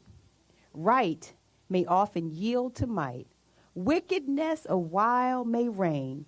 Satan's cause may seem to gain. But there's a God that rules above with a hand of power and a heart of love. And if I'm right, he'll fight my battle. I shall have peace someday. We're right about it, and justice will come. Happy birthday, Reverend Dr. Martin Luther King. We love you forever. Every year on this day at Ebenezer Baptist Church, the church where Dr. King preached, the MLK Center, they actually have an event at Ebenezer. We'll also live stream that. Here is Dr. King's daughter, Bernice King. On what would have been his 97th birthday and the 41st observance of the national holiday, 41 years in. And I dare to say and declare, and we ain't going nowhere. We do so at a time when the world is trembling under the weight of its own contradictions, a time when inhumanity, injustice, and inequity have risen to devastating heights, a time when our nation is fractured by polarization, poisoned by fear, and paralyzed by division. We gather in a moment charged with both peril and promise, a moment when the soul of our nation is crying out, not with a whisper, but with a groan of urgency for healing, for direction, for a way forward that binds our wounds rather than deepens them. We are living in a moral crisis, not symbolic, but so deep. Our humanity is at stake. There is a battle going on between good and evil, and the future of this nation and the world house hangs in the balance. We must decide whether we will continue down the path of fragmentation or rise together into new possibilities of community. But beneath these visible crises lies a deeper affliction, a crisis of conscience and compassion. We scroll through suffering as if flipping through channels. We debate the humanity of our neighbors as if dignity were a commodity. Fear has become the currency of power. Anger is spoken more fluently than love. Hope is fading into a faint echo. And people are losing faith, yes, in institutions, in one another, in themselves, and even in God. We're divided not only by ideology, but by imagination, unable to imagine a future together. This moment demands more than memory, it demands movement. More than admiration, it demands action. More than commemoration, it demands commitment. Because the forces tearing at our shared humanity are not waiting. Nationalism, extremism, and imperialism are not waiting. The erosion of democracy is not waiting. The massacring of civilians is not waiting. Children pulled from rubble in Gaza, Sudan, Congo, Ukraine, and Haiti are not waiting. Oligarchy masquerading as democracy is not waiting. The normalization of dehumanization, disinformation, and violence is not waiting. Wars raging abroad and in our streets are not waiting. Economic inequality widening day by day is not waiting. Climate disasters devastating homes and hearts are not waiting. Human rights norms being ignored or selectively applied are not waiting. So neither can we wait.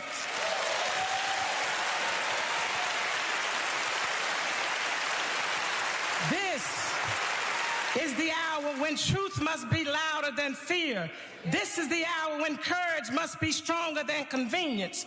This is the hour when love must be more disciplined than anger. This is the hour when we choose the way that leads to life. That way is the nonviolent way, the love-centered Kingian way, the way that honors the dignity of every person, even adversaries, that resist the forces dividing us through ideology and identity, partisanship and propaganda. The nonviolent way insists we cannot build a future apart from one another. We must build a future rooted in justice and compassion. My father often reminded us that we are caught in an inescapable network of mutuality, tied in a single garment of destiny. What affects one directly affects all of us indirectly. And so you cannot cancel that garment. You cannot sever that network. I cannot be all that I ought be until you are all that you ought be. Because I am because you are, and you are because I am. Folks, if you want to understand the Trump administration's attack on black people, all you have to do is look at the decision they made today. Now, this is also what happens when MAGA uses a Negro to attack black people. That Negro they use, and I'm saying that purposely, is HUD Secretary Scott Turner. Scott Turner is a former state legislator in Texas, former football player. And so today, on this day, now let me set this thing up for y'all. Now remember, Dr. King was killed April 4th, 1968. The next day, President Lyndon Baines Johnson sends a letter to the House saying, I think it would behoove us to pass this fair housing bill, which Dr. King gave his life for because it had been filibustered for 2 years. Filibuster had been broken in the United States Senate, led by black Republican out of Massachusetts, Ed Brooke. But see, what you have to understand is you got black Republicans today who are MAGA kiss-ups, who ain't even close to an Ed Brooke. You should never, ever use Burgess Owens, Wesley Hunt, Byron Donalds, Tim Scott, Scott Turner in the same breath as an Ed Brooke. So here it is on this day. Again, remember, King gets killed April 4th, LBJ sends a letter April 5th, and a week later, that bill is finally passed by Congress. So don't think it wasn't by design that the Trump folk would announce today the scrapping of a Biden-era rule. This is the New York Post in exclusive. HUD terminates Biden-era DEI deal that forced racial preferencing in home appraisal industry, which also is a lie. This is what they said under former President Joe Biden. HUD used disparate impact theory, the idea that a neutral policy has a disproportionately negative effect on underrepresented families, minorities, to impose race-based policies on the Appraisal Foundation, a nonprofit entity authorized by Congress to set qualifications for property appraisers. Now listen to this. Here is again, because that's him right there. That's right there, the Negro who they are using to screw over black people. Property appraisals are an integral component of helping Americans realize the dream of home ownership, HUD Secretary Scott Turner said in the statement. But the Biden administration weaponized the Fair Housing Act to inject DEI into the appraisal industry, focusing on illegal race preferences rather than ensuring every American has equal access to quality, affordable housing. Today, HUD is ending the politicization of property appraisals to restore fairness and equality to civil rights enforcement and housing. Y'all, let me explain something to y'all why that's just bullshit. Now, you got to remember, Biden-Harris really was focused on the issue of ending racism in home appraisals. And so what they did was they looked at the actual data that showed how black people were being absolutely screwed when it came to home appraisals. This right here is a New York Times article from November 2nd, 2022. Widespread racial bias found in home appraisals. Then you go to the story. It says right here that the Biden administration and the Federal Housing Agency released 47 million appraisal reports to the public for the first time. The appraisals, which were compiled between 2013 and 2021, present evidence of a persistent, widespread practice in the home appraisal industry to give higher values to homes when the occupants are white and devalue them if the owners are people of color. Analyzing the millions of appraisals by using census tracts as a proxy for neighborhoods and comparing communities with nearly identical housing stock, two researchers found that the results showed a clear correlation. The higher the proportion of white residents in each community, the higher the appraised value of individual homes.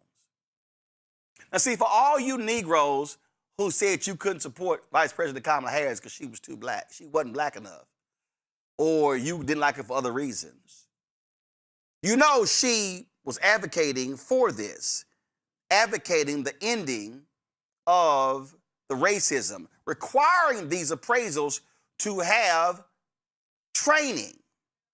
Okay, and then you might say, well, you know, okay, I feel you, I feel you.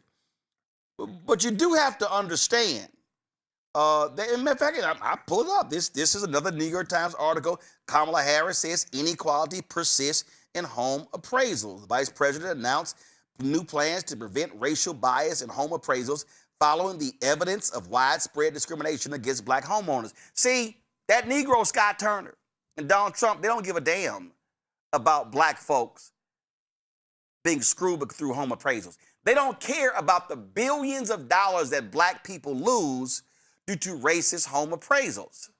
No, they want to slap DEI on everything. What I tell y'all when we said voting has consequences. Cameron, I'm going to start with you. Again, this is a perfect example. No surprise they would announce this today. They don't care about black people. They don't care about black wealth. They don't care about ending discrimination. What they want to do is they want to cut off access to equality. They want to cut off access to forcing folk to do what's right. And if it has a positive impact on black folks, the Negroes like Scott Turner and Donald Trump don't give a damn, and they say end it. So much of black wealth, the number one thing that we own is a home.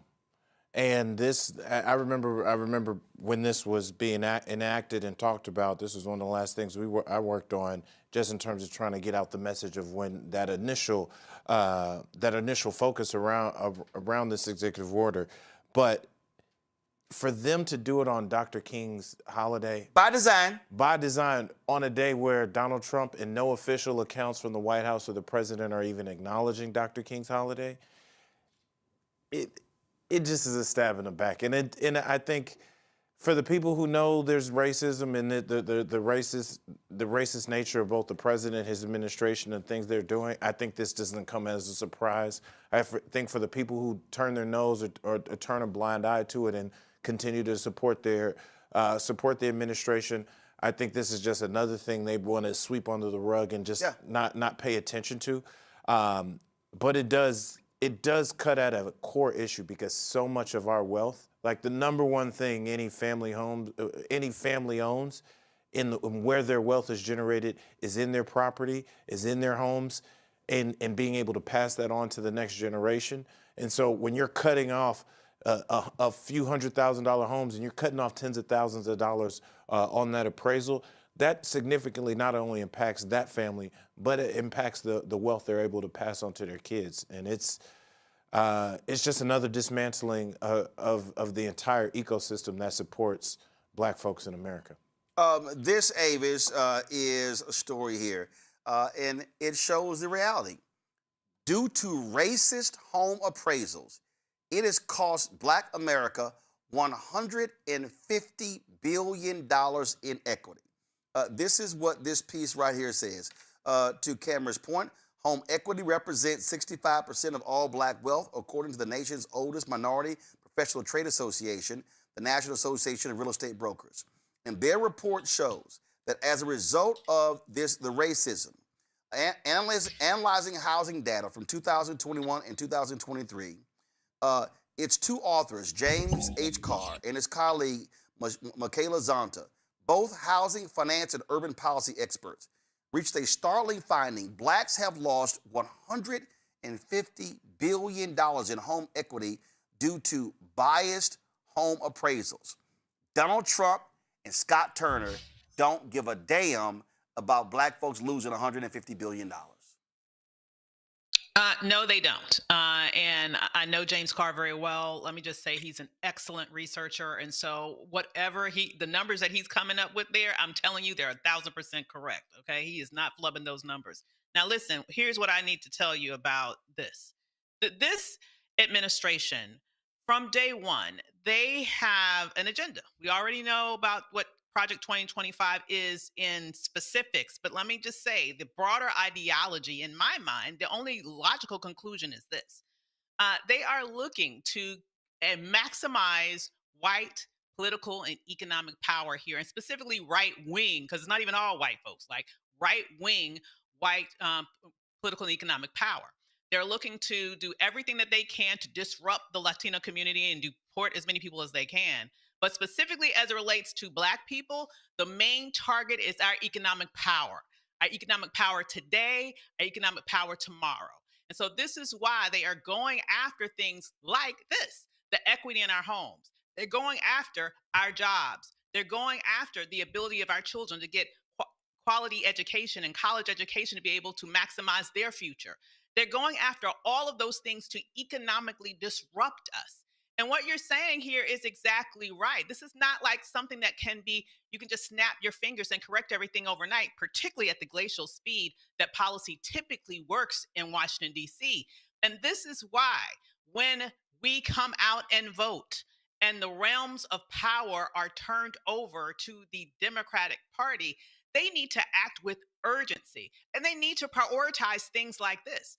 Black people need to make it known that our priorities are all of those things that have been ripped away during this administration that literally took centuries of blood, sweat, and tears to be able to put into law in the first place.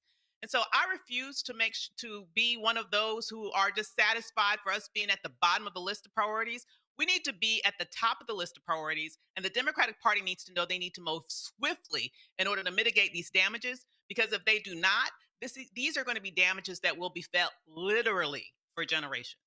Thing here on Congo is that as a result, again, they control the executive branch. This is what they do. This is one of those issues that any Democrats who's talking about running for office in 2028, you better be talking about this here, because this goes right to the issue of Black wealth creation and sustaining what we already have. Well, that goes right back to your question to Representative Jeffries, because if we had the opportunity to ask questions, I was going to ask exactly what you said. You talked about this whole idea about people talk about affordability, but there are so many things that are Black issues relating to affordability. And you mentioned issues relating to home ownership. And many of us, when people talk about, affordability, and they're like, we never feel like they're talking to us. And if Democrats don't want to take a powerful study like this, and not listen to Black economists and Black people in political spaces and policy people who do the polls and the like, to actually hear our pain. And this kind of goes to Avis's point earlier, that people are going to stay home if they feel like people are not going to represent them and fight for them with information and data like this. My philosophy is, even the weaker candidates, we can vote them into office and push them. But a lot of us don't even feel like we should have to do that. And so where's anyone else talking about this, Roland? Where else are people going to be talking about $150 billion being lost from our communities while Trump is out there saying that any Black progress was bad for America? They're getting out there every single day trying to take away the little gains we've been able to get. And so with this information, I'm going to be spreading this as well. If these guys don't get on this and have this message attached to their affordability message, which they say is so key and crucial, I think more of us are going to stay home in the fall. I hope that's not the case, but these guys have a lot of time to get on the good foot and realize what people are talking about. And they have to start. We talk about kids diversifying their network. These politicians, in addition to diversifying their consultants, got to diversify their networks and have the Black Star Network on full rotation regularly. Folks, we talk about again on this day, and Dr. King, you hear lots of people really focusing on how nice and wonderful he is. So we come back from the break. I'm gonna tell you what my man Bawani Jones had to say. So we're gonna talk about that. Gonna go to a break. We come back. Black Star Network headlines with Brittany Noble.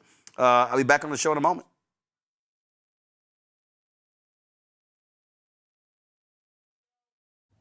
That evening, I was in Indianapolis, Indiana, campaigning with Robert Kennedy, working toward his nomination, the Democratic nomination for president.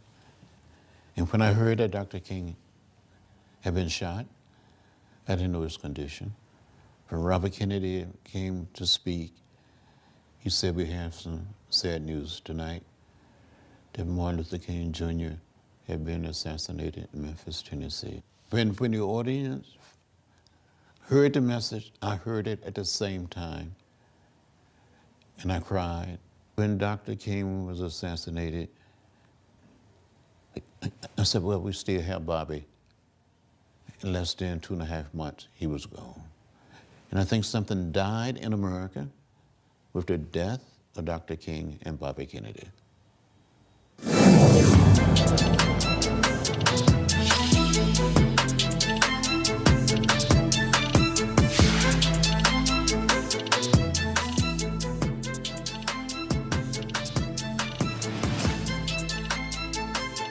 If in this country right now, you have people get up in the morning and the only thing they can think about is how many people they can hurt, and they got the power, that's the time for mourning. For better or worse, what makes America special, it's that legal system that's supposed to protect minorities from the tyranny of the majority. We are at a point of a moral emergency. We must raise a voice of outrage. We must raise a voice of compassion. And we must raise a voice of unity. We are not in a crisis of party versus party. We are in a crisis of civilization, a human rights crisis, and a crisis of democracy itself.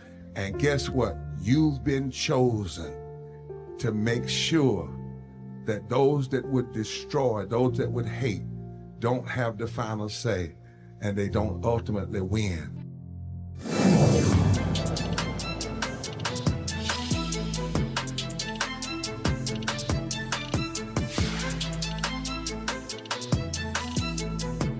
Martin Luther King was going across the country to galvanize people, to help them understand the right to vote and registering blacks all across the country. He spent a real significant time in Cleveland. I mean, that was a major driving force between being in our home, and also there were several nightclubs that, you know, became the spot where people would gather.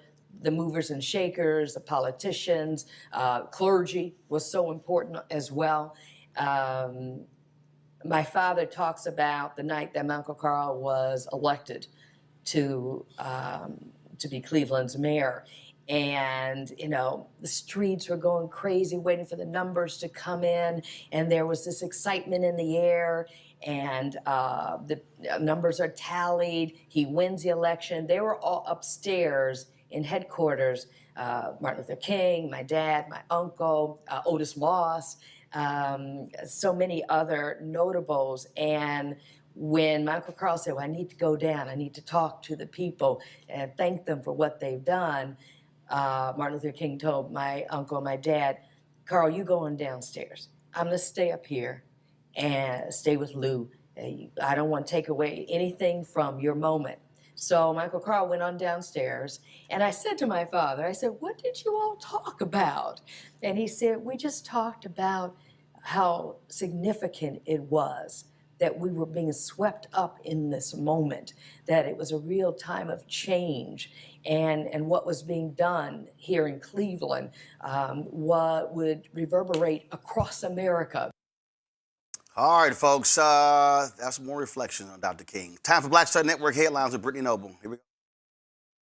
Roland, an Ohio jury convicted an 83-year-old man of murder in the shooting of an Uber driver whom he wrongly thought was trying to rob him after phone calls deceived them both. In March of 2024, William J. Brock fatally shot 61-year-old Lolitha Toland Hall, thinking she was part of a scheme to obtain $12,000 in a supposed bond money for a relative. Well, the same scammer had also deceived Hall. She drove to Brock's Columbus home to pick up a package for delivery. Brock shot Hall 6 times during her arrival at his home.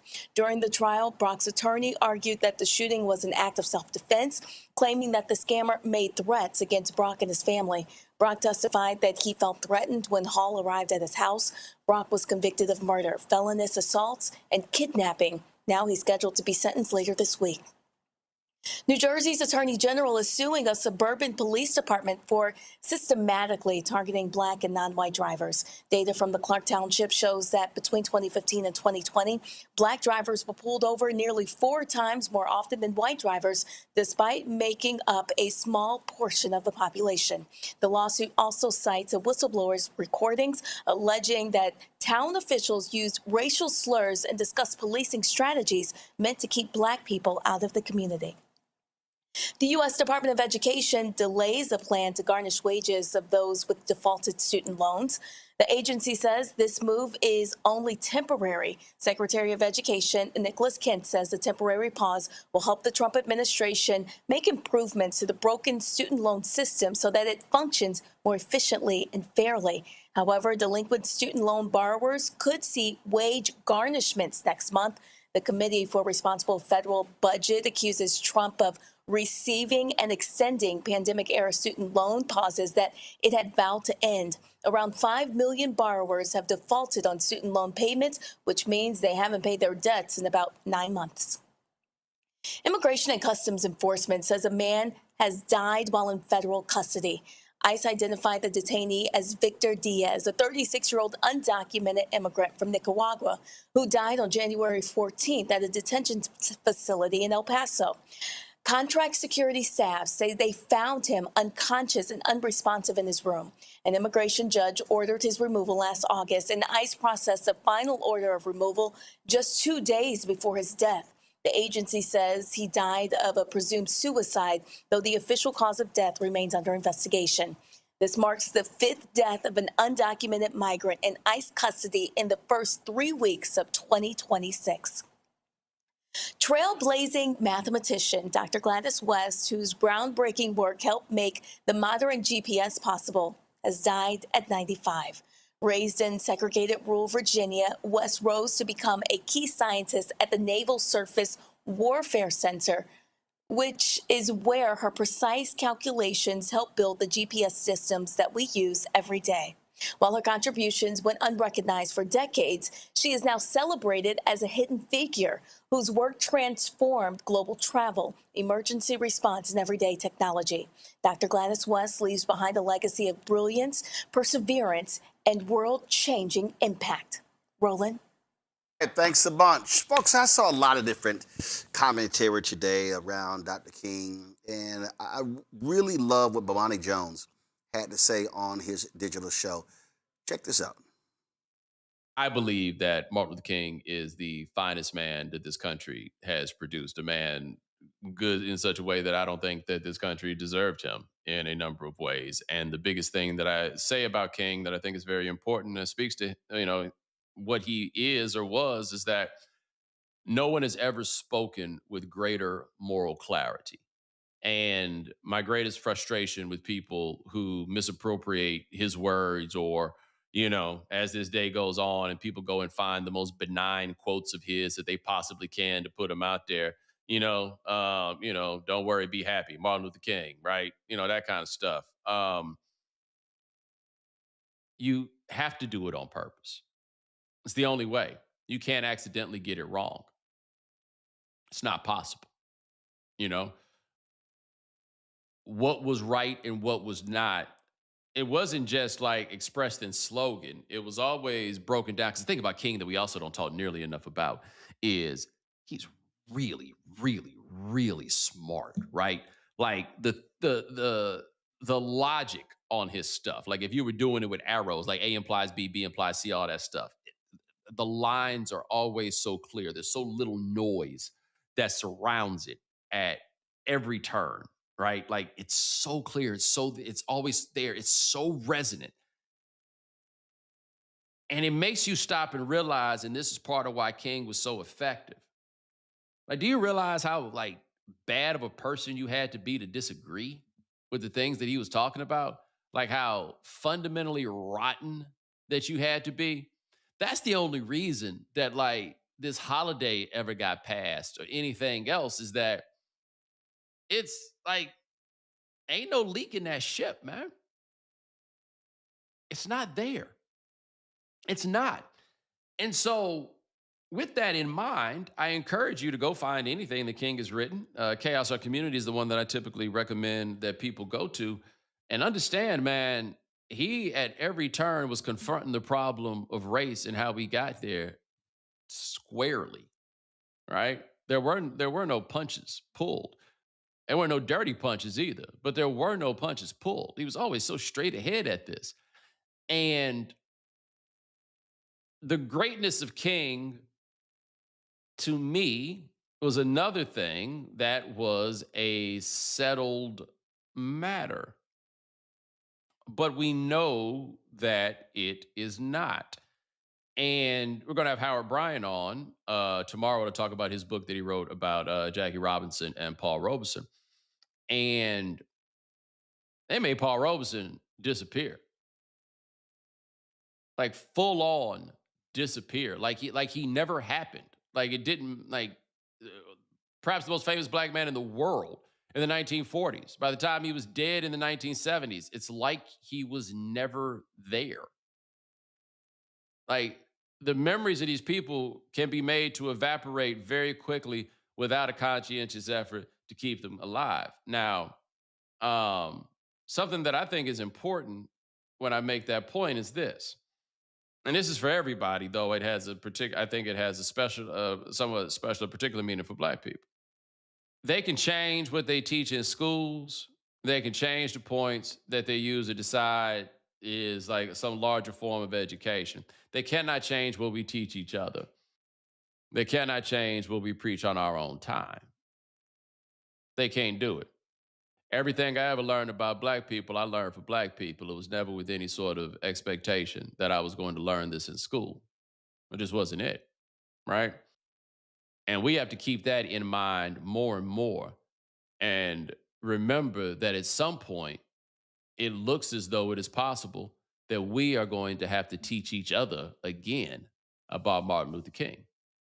And if we have to teach each other about Martin Luther King, I think it becomes imperative for a lot of us that we actually learn about Martin Luther King, because a lot of us depended on other people to give us that information. Nah, man, information's out there. Go out there, get it, be inspired, be blown away by what you read. But don't be sitting around waiting. We got to do what we got to do is what I'm saying. Let's make sure we do it. The reason I wanted to play that is because Bomani is absolutely right.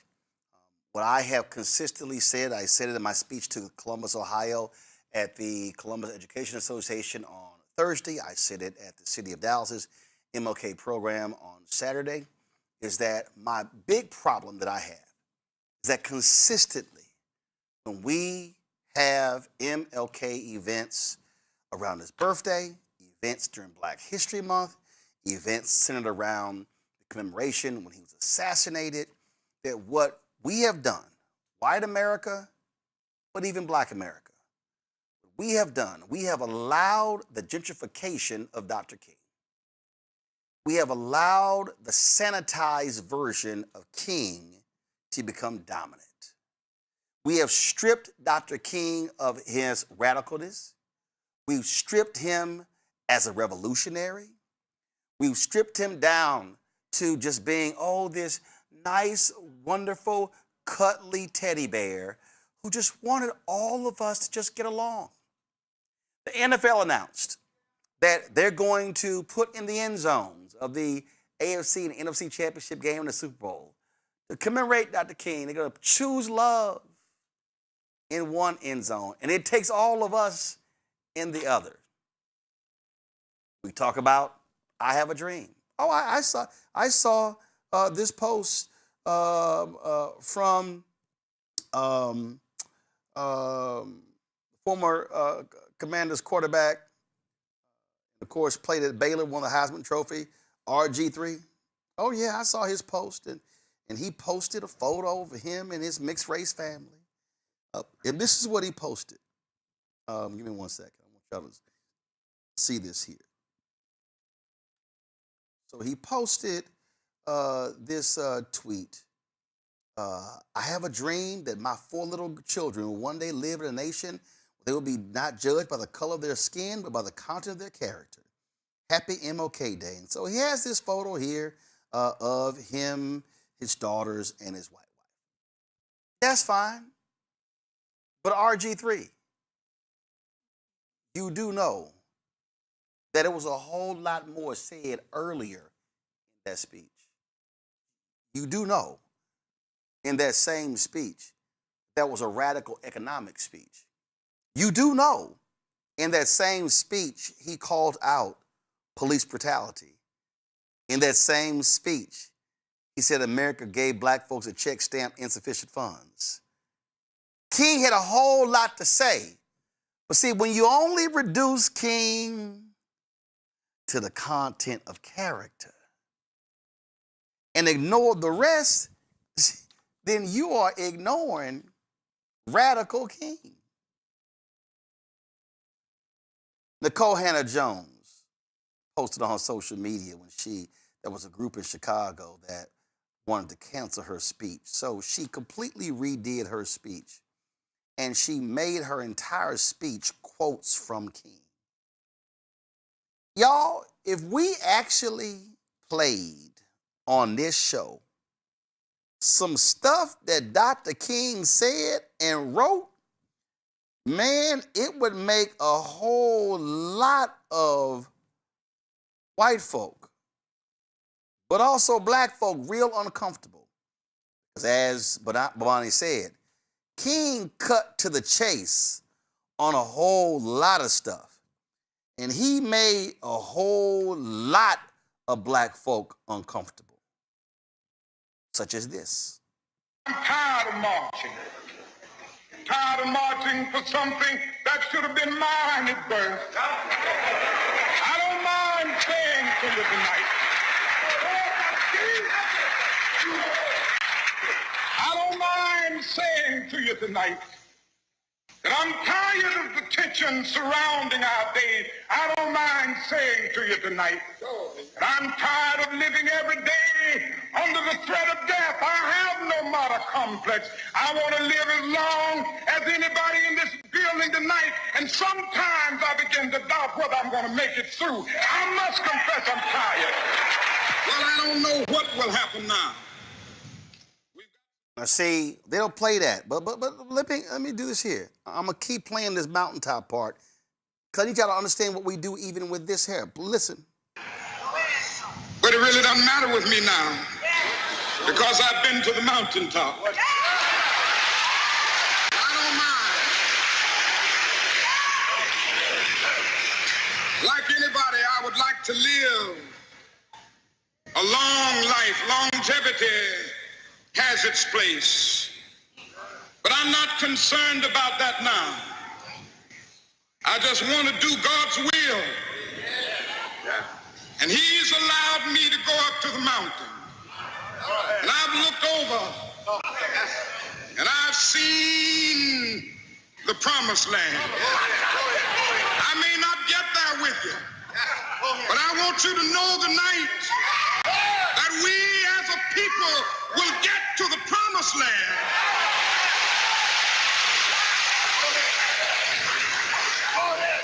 So I'm happy tonight. I'm not worried about anything. I'm not fearing any man.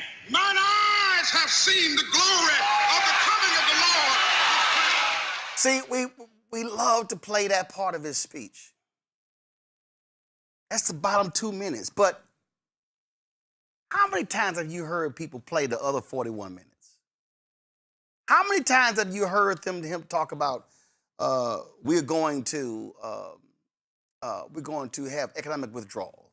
How many times have you heard folk play that part of King? That the King was a radical. 1959, A. Philip Randolph, president of the NAACP, actually called MLK a radical. King scared America. Do you understand that 33% of America approved the King in his last year? See, this is what folk don't want to confront. They don't want to confront that King. Because, see, when that King speaks about being a militant, oh my God, they get scared because, see, you can't be a black militant. If you're a white militant, they call you a patriot. They call you a founding father. Not when you're a black militant. This is King speaking on that very issue of militancy. Well, I hope I'm militant. I think it is possible to be militantly nonviolent. Nonviolence can often be misunderstood, and I think this is what happens when one uses the phrase passive resistance, which is a good one, but it can be a misnomer at some points because it gives the impression that one is passive and doing nothing, wherein this is a very active method, a very powerful one, and it does resist.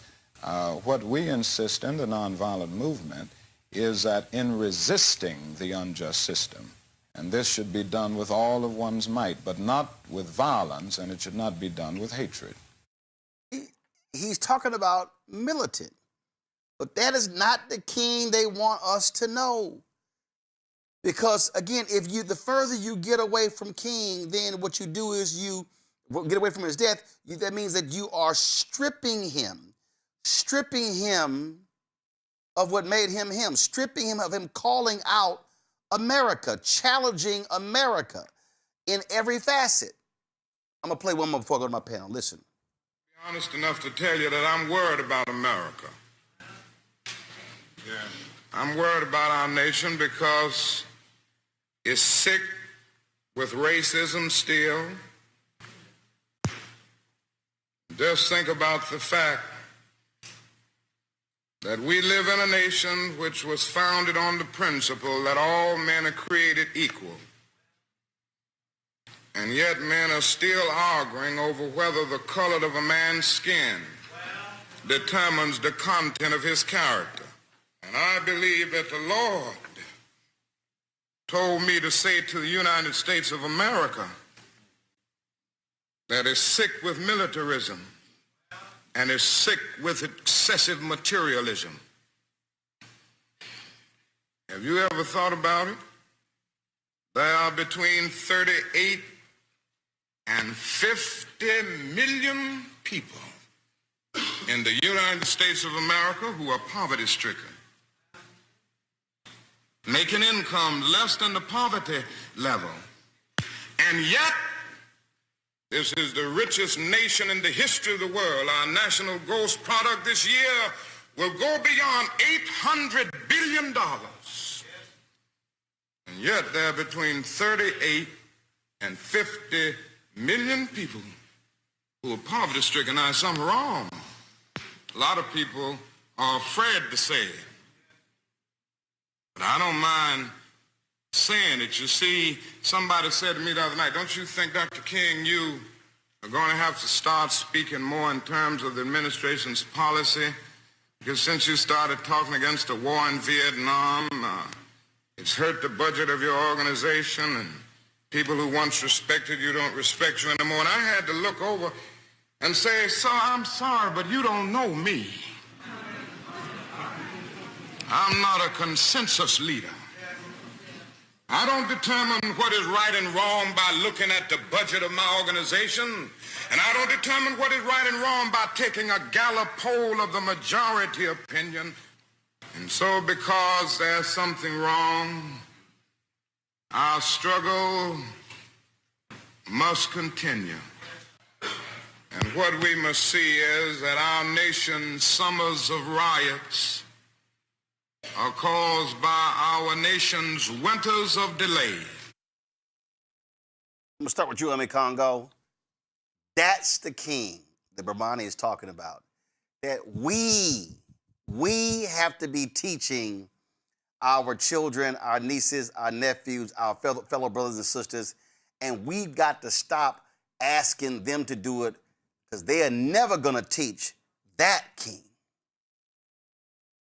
That's right. That's right. I mean, and for me, going like what Bomani said, I had to learn from my own community because even growing up, they not only taught us the pacifist side of Dr. King, that was all he was, but then they said, and then there was this other guy, this violent guy, Malcolm X, and don't be like that.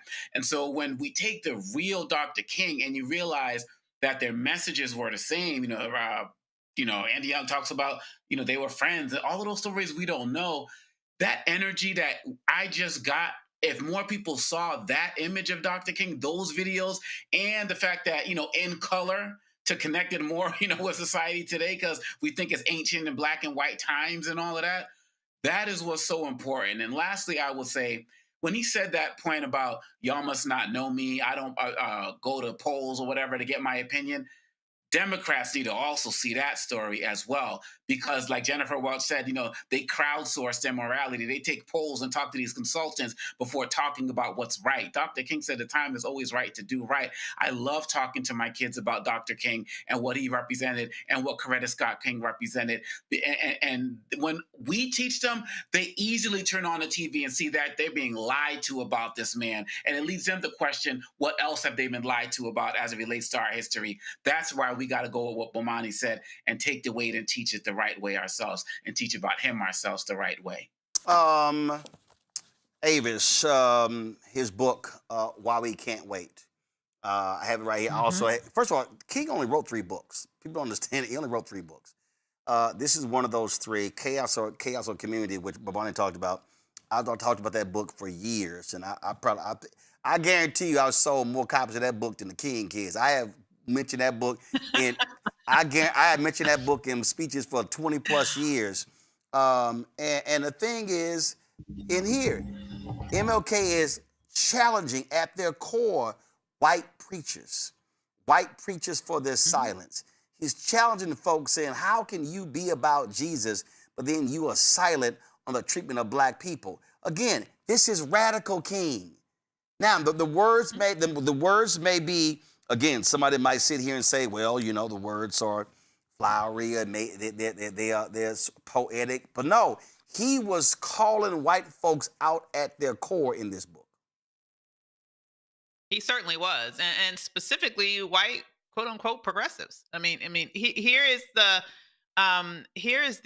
thing that we have to realize, that this is someone who was a radical truth teller. He was someone of extraordinary levels of courage and bravery. He is someone who could not be bought. He is someone who could not be intimidated. Don't think that our own FBI didn't try every which way. Everything. To undermine him, right? However, he had a strong sense of justice, righteousness, and an understanding that he was meant. I just have to believe he knew in his heart he was meant to be the leader of that time. And when I think of his work, I think of the timelessness of it. So, I have an email that I send out to my folk on a regular basis. And today, when I wrote about King, I included a quote of his that I feel like is especially relevant for this moment. And that quote is, "We must see now that the evils of racism, economic exploitation, and militarism are all tied together. And you cannot get rid of one without getting rid of the other." That's from Where Do We Go From Here, 1967. That could have been said yesterday. Indeed. This is timeless wisdom, timeless courage, timeless leadership, and it's our responsibility to continue that legacy through the acts that we do each and every day. Indeed. I love this one here because for folk who somehow think that black is beautiful, was only James Brown, was only Stokely Carmichael, was only the Black Panthers, was only Aretha Franklin and others. No, again, this is the king. You ain't gonna hear MSNBC, CNN, Fox News, ABC, NBC, CBS, News Nation, or any of these folk, Newsmax, OWN, One American News. They ain't gonna play this. We don't have anything to be ashamed of. Somebody told a lie one day. They couched it in language. They made everything black, ugly, and evil. Look in your dictionary and see the synonyms of the word black. It's always something degrading and low and sinister. Look at the word white. It's always something pure, high, and clean.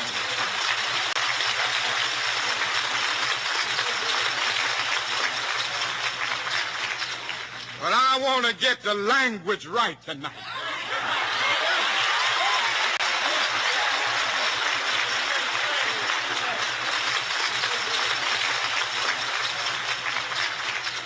But I want to get the language right tonight.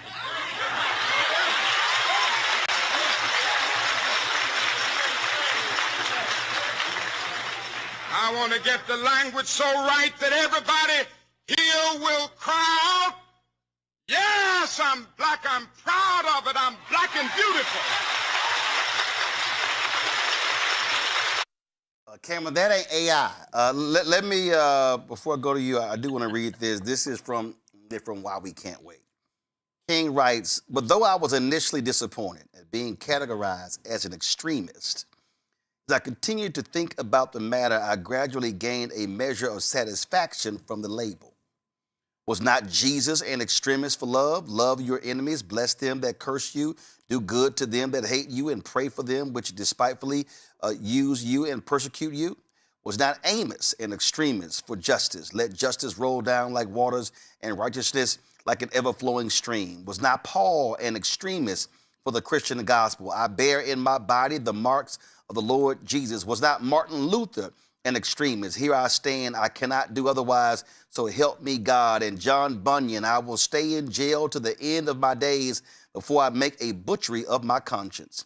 And Abraham Lincoln, this nation cannot survive half slave and half free. And Thomas Jefferson, we hold these truths to be self-evident that all men are created equal. So the question is not whether we will be extremists, but what kind of extremists we will be.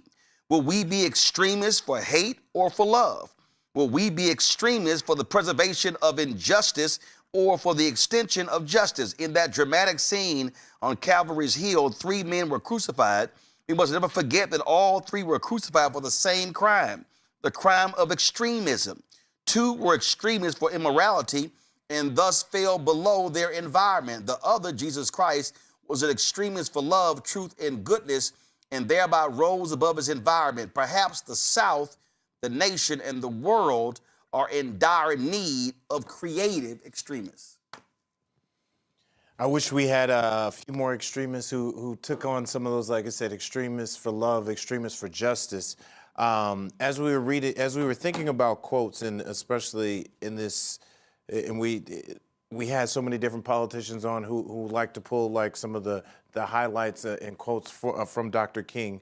But there's something Dr. King was working on, the Poor People's Campaign, and he was organizing around trying to end poverty, as you mentioned, as you showed in some of your quotes there. And I think one that really strikes me, and that when I think about how we win back the House, or how politicians really need to focus on, is on poverty. Where do we go from here? He said, I'm now convinced that the simplest approach will prove to be the most effective. The solution to poverty is to abolish it directly by a now widely discussed measure, the guaranteed income.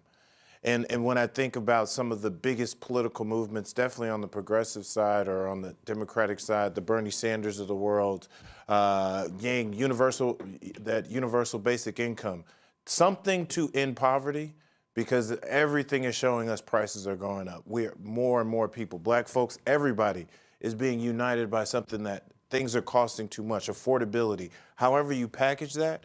And the fact that that was something that was so poignant and so focused of King, even right up until his death, is something that I think we need to draw back on and really understand how he was able to speak about that and how he was able to focus on that. If we really think we're going to take back and kind of lift not just black folks up, but lift all of us up.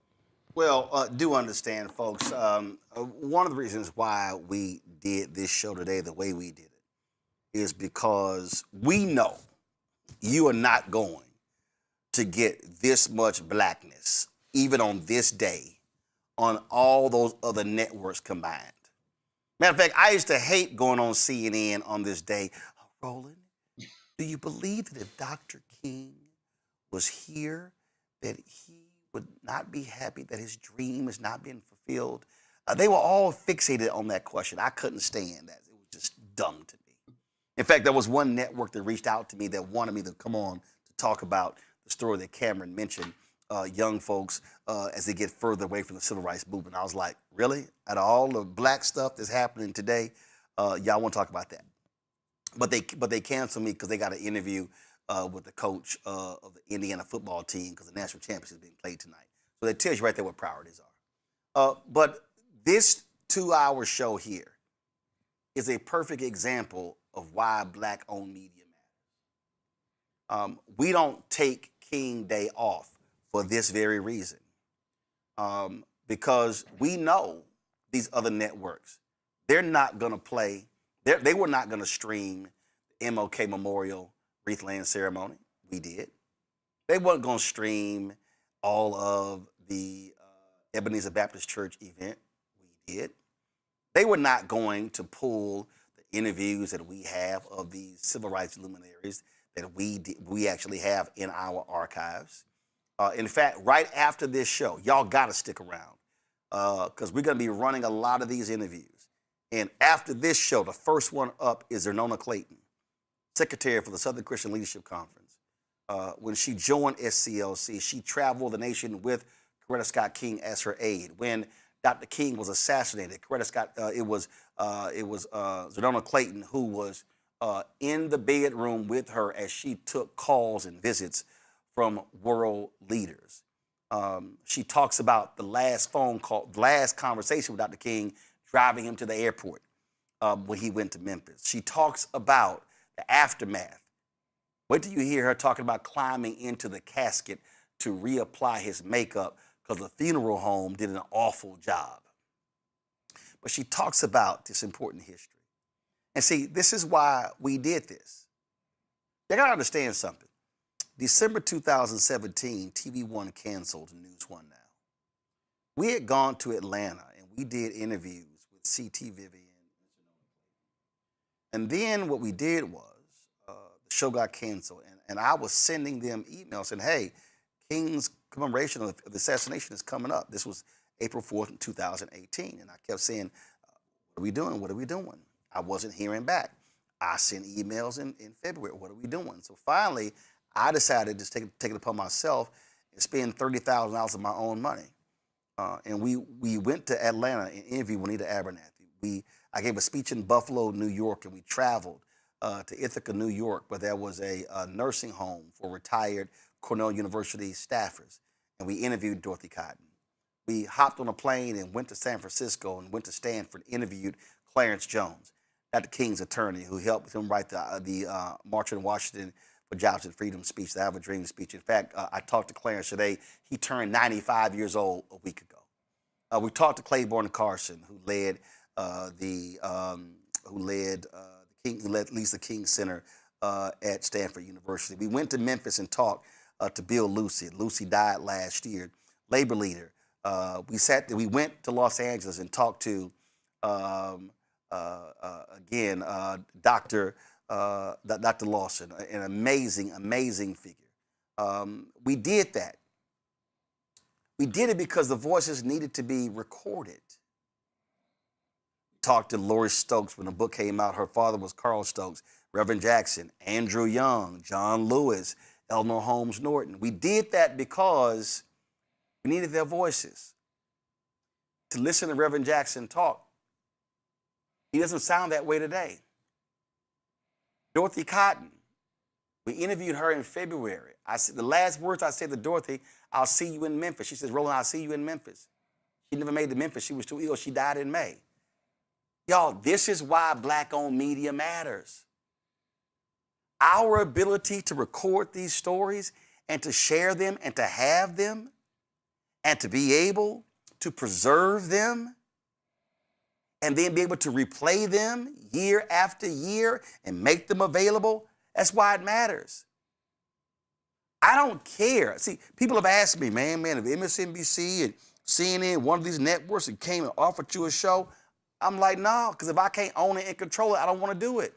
It doesn't matter if they want to pay me $2, $3, $4, $5 million. Because see, if you own and control the product, then you are able to share it with the public. So you need to understand that we don't just do these shows the way we are just because. So when I'm talking about why it's important to help us fund this, we don't have millionaires and billionaires. We don't have these ad agencies dropping millions of dollars on us to do what we do. And I have said for a long time, Black America will rule the day. And we don't have Black-owned media. I was told the other day, Essence laid off 28 people last week. 28 last week. I've said it, Ebony, pretty much an Instagram page. They hired Cora Murray to try to generate more content, but y'all need to understand something. We are in trouble if we do not have Black-owned media that centers Black America. White mainstream media, they'll talk about Dr. King today only because it's the holiday. And they'll give it a little time. People are hitting me up, say, what are your Black History Month plans? I said, we have none. Because we do Black history every day. What are your plans for Black Music Month? None, because we do Black music every day. This is about centering us. More importantly, not asking for permission. Let me thank Ome Congo, Avis, Cameron for being on today's show. I appreciate it. Folks, be sure to share this show. Share what you heard from here. And when I ask you to join our Bring the Funk fan club, it's more than 2,000 or 3,000 of you watching right now on YouTube and the app. And if you have not contributed to our show, you should. Because I'm telling y'all right now, the stories don't get told. Those civil rights voices, they're passing away. I said that Clarence Jones is 95. Andrew Young is 94. Interviews that we have, Harry Belafonte, we interviewed him, ancestor. Juanita Abernathy, ancestor. John Lewis, ancestor. Dorothy Cotton, ancestor. And several others. Bill Lucy, ancestor. This is about preserving our history, next generation, be aware of that history. If you want to support us, please do so. There were some people who gave today, and I appreciate it. There were some folks, I saw the emails come across. There were some folks who gave us $1,000. There were people who gave us, give me 1 second, put it up, who gave us 50 and 20, and I was just appreciative of all of that. Folks who were supporting us. Lori Green, I appreciate your donation. Let's see here. Daniel Wright, I appreciate your donation. Let's see here. There were some, let's see here. Christian Pearson as well. So many different people were contributing today, renewing their invoices. We sent invoices, reminders out. And so, folks, I tell you, if 20,000 of our fans, viewers, whatever, contribute to our show, a minimum of $50 each a year, it raises $1 million. It offsets the $195,000 a month it costs for this show, this studio, this network. This Saturday, we're shooting 2 episodes of our upcoming health show, Second Opinion with Dr. Ebony Hilton. January 26th, y'all, next Monday, we debut our daily noon news show with Brittany Noble. These things don't happen without resources. Your contributions are critically important. So please, we want you to support us. If you want to give to us via Cash App, use the Stripe QR code. You see it right here on the screen. That's for also credit cards as well. Checks and money order. You can make it payable to you. We take those. Hey, it's cumbersome to go through all of that, but guess what? The money still deposits. Checks and money order, make it payable to Roland Martin Unfiltered, P.O. Box 57196, Washington, D.C. 20037 7-0196. PayPal is R Martin Unfiltered, Venmo RM Unfiltered, Zelle Roland at RolandSMartin.com, Roland at RolandMartinUnfiltered.com. Download the Black Star Network app, available on Apple phone, Android phone, Apple TV, Android TV, Roku, Amazon Fire TV, Samsung Smart TV. You can also, of course, if you want to get our Roland Martin Unfiltered Black Star Network swag, go to shopblackstarnetwork.com, shopblackstarnetwork.com. And so you can get our t-shirts, our hoodies, and all that good stuff. And of course, we support Black-owned companies. And as you see, all of these products that you see right here are available at shopblackstarnetwork.com. All of these products right here at shopblackstarnetwork.com. So you see these dolls, you see these STEM dolls, you see chips, we got salsas, we got all kind of different stuff, car wash stuff, we got candles, we've got Black-owned toilet paper, we got HBCU shirts, we've got watches, we've got, of course, skincare stuff. All of that stuff is available at shopblackstarnetwork.com, shopblackstarnetwork.com. And don't forget, you also have download the app Fanbase. And guess what? We're almost there. Raised $17 million, less than $100,000 left. If you want to invest, go to startengine.com/fanbase. All right, folks, when I was looking for an MLK shirt, I realized I didn't really have a lot, but this was when I gave the keynote address in San Antonio. Y'all realize San Antonio has the largest annual MLK parade that takes place? That's right. So I spoke when they had their 50th anniversary. And so I just want to go ahead and rock this. And so the folks in San Antonio, keep up having your MLK Day Parade. Folks, that's it. Again, coming up, an amazing conversation with Sonona Clayton, who worked with Dr. King and Coretta Scott King, and then over the next several hours, many more of our civil rights luminaries who knew and worked with Dr. King. Be sure to check that out, people. Share it, pass it on, so folks can get educated. Trust me, you're not going to find this content on any other Black-owned platform. You're not going to see it on any other mainstream white platform. You're not going to see it anywhere. This is why Black Star Network matters. I'll see y'all tomorrow. Holla!